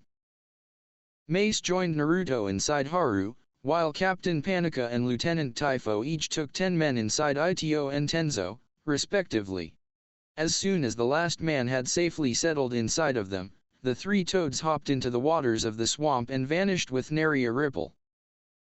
Inside of Haru, Naruto tapped his foot impatiently on the squishy flesh of the ground. Without the distraction of explaining the plan to Panika and the rest of the guards, he had nothing to take his mind off of the looming mission. While he had done stuff similar to this before, it didn't make the waiting any easier. "I can feel your stress, Naruto," Mace said. "Breathe. Focus only on our goal. Let the force wash everything else away, leaving only the here and now. We have planned as best we can, and now we act. Whatever happens, we will deal with it." Naruto nodded and followed his instructions. In and out he breathed, in and out. With every inhale he opened himself more to the force, and with every exhale he allowed its currents to carry more and more of his worry away. By the 5th exhale, his heart had stopped hammering against his ribs, and by the 10th his foot had stopped its nervous dance against the floor. He kept it up for the rest of the journey, allowing himself to slip into a light meditation. As always, the swirling eddies of the force painted a stunning view in his mind. He allowed their endlessly shifting patterns to wash over him, and with them came a warning. It was vague, shrouded in fog, but he could sense some sort of deception, shadows hiding behind shadows. Master Dash. I felt it too, Padawan. There is something more waiting for us in that base than just Black Sunday. What do we do? Mace said nothing for a long moment before he seemed to come to a decision. There is nothing we can do. We still need to rescue those prisoners, and we are as prepared as we can be. We will alert Panika and Typho to be extra cautious, but we will continue the mission. Naruto bit his lip, but said nothing. As much as he hated feeling helpless, his master was right. There was nothing they could feasibly do to further prepare for what lay ahead. Even so, he promised himself that he would keep a careful watch for any nasty surprises. I helped make this plan, he thought, as fierce determination replaced his earlier nerves. I will not lead these men into a trap. Black Sun has hurt too many people here already. A warbling rumble from the surrounding stomach tore him from his thoughts. It took him a second to realize that Haru must have been croaking, probably to let them know they had arrived. Mace must have reached the same conclusion, because he stood up and readied his lightsaber. I will go first and clear out any guards. Follow after me and disable any security measures at the entrance. Naruto nodded and palmed his own lightsaber. With one final deep breath, Mace squeezed himself out of Haru's mouth. As soon as he was through, Naruto followed on his heels. Exiting the toad was an odd sensation, comparable to being squeezed through a tight rubber ring while simultaneously being inflated. It took him a few seconds to pull himself completely out of the toad's stomach, but he hurried as best he could when he heard the distinct sound of a lightsaber coming from in front of him. By the time he had fully emerged, though, all he could do was stare in shock. Mace was standing on a small piece of solid ground with his lightsaber deactivated, looking utterly unruffled. Surrounding him were the dismembered remains of what looked like a dozen IG-86 sentry droids, some of the best money could buy. The glowing edges of the lightsaber cuts were still smoking gently. "You were out here for maybe 4 seconds, Naruto said, baffled. "How did you dash? There were 12 of them. Those things are tough. And you just dash." His bewilderment only grew when Mace actually flashed him a lightning-quick smile. It vanished in an instant, swallowed by the customary stone-faced visage, but it had definitely been real. "I got the drop on them. You can be impressed later, Naruto. For now, focus. I temporarily force-blinded the cameras, but I need you to find us a way into the base and disable any alarms." "Got the drop on them," Naruto muttered and rolled his eyes. "Like that makes it less impressive." Still, he pushed his awe aside, nodded, and scanned his surroundings. It did not take long. Even with the flora of the swamp acting as natural camouflage, he quickly spotted the large metal trapdoor poking out of the mud. Haru and the other toads had done their job perfectly, and delivered them less than 20 meters from the entrance to the hidden base. While Panika, Typho, and the rest of their men crawled out of their respective toads, he walked over to the concealed door, his eyes alert for any hidden traps or security systems. Sure enough, with the force guiding his search, he soon identified a bioscanner hidden in the trees next to the trapdoor. It would flag any large life forms that approached the entrance, and no doubt activate some sort of alarm. He also spotted several unnatural-looking ripples in the water on the other side of the door, as if multiple somethings were concealed just below the murky surface. "I suppose they could be stumps," he thought. "Then again, they could be automated blaster turrets just waiting to shoot us all to pieces. Let's not find out." Using the force, and a great deal of care, he gently levitated the bioscanner out of the tree. Once it was clear of the branches, he slowly moved it away from the door, until the hatch was outside of its range, and then carefully lowered it into a convenient bush.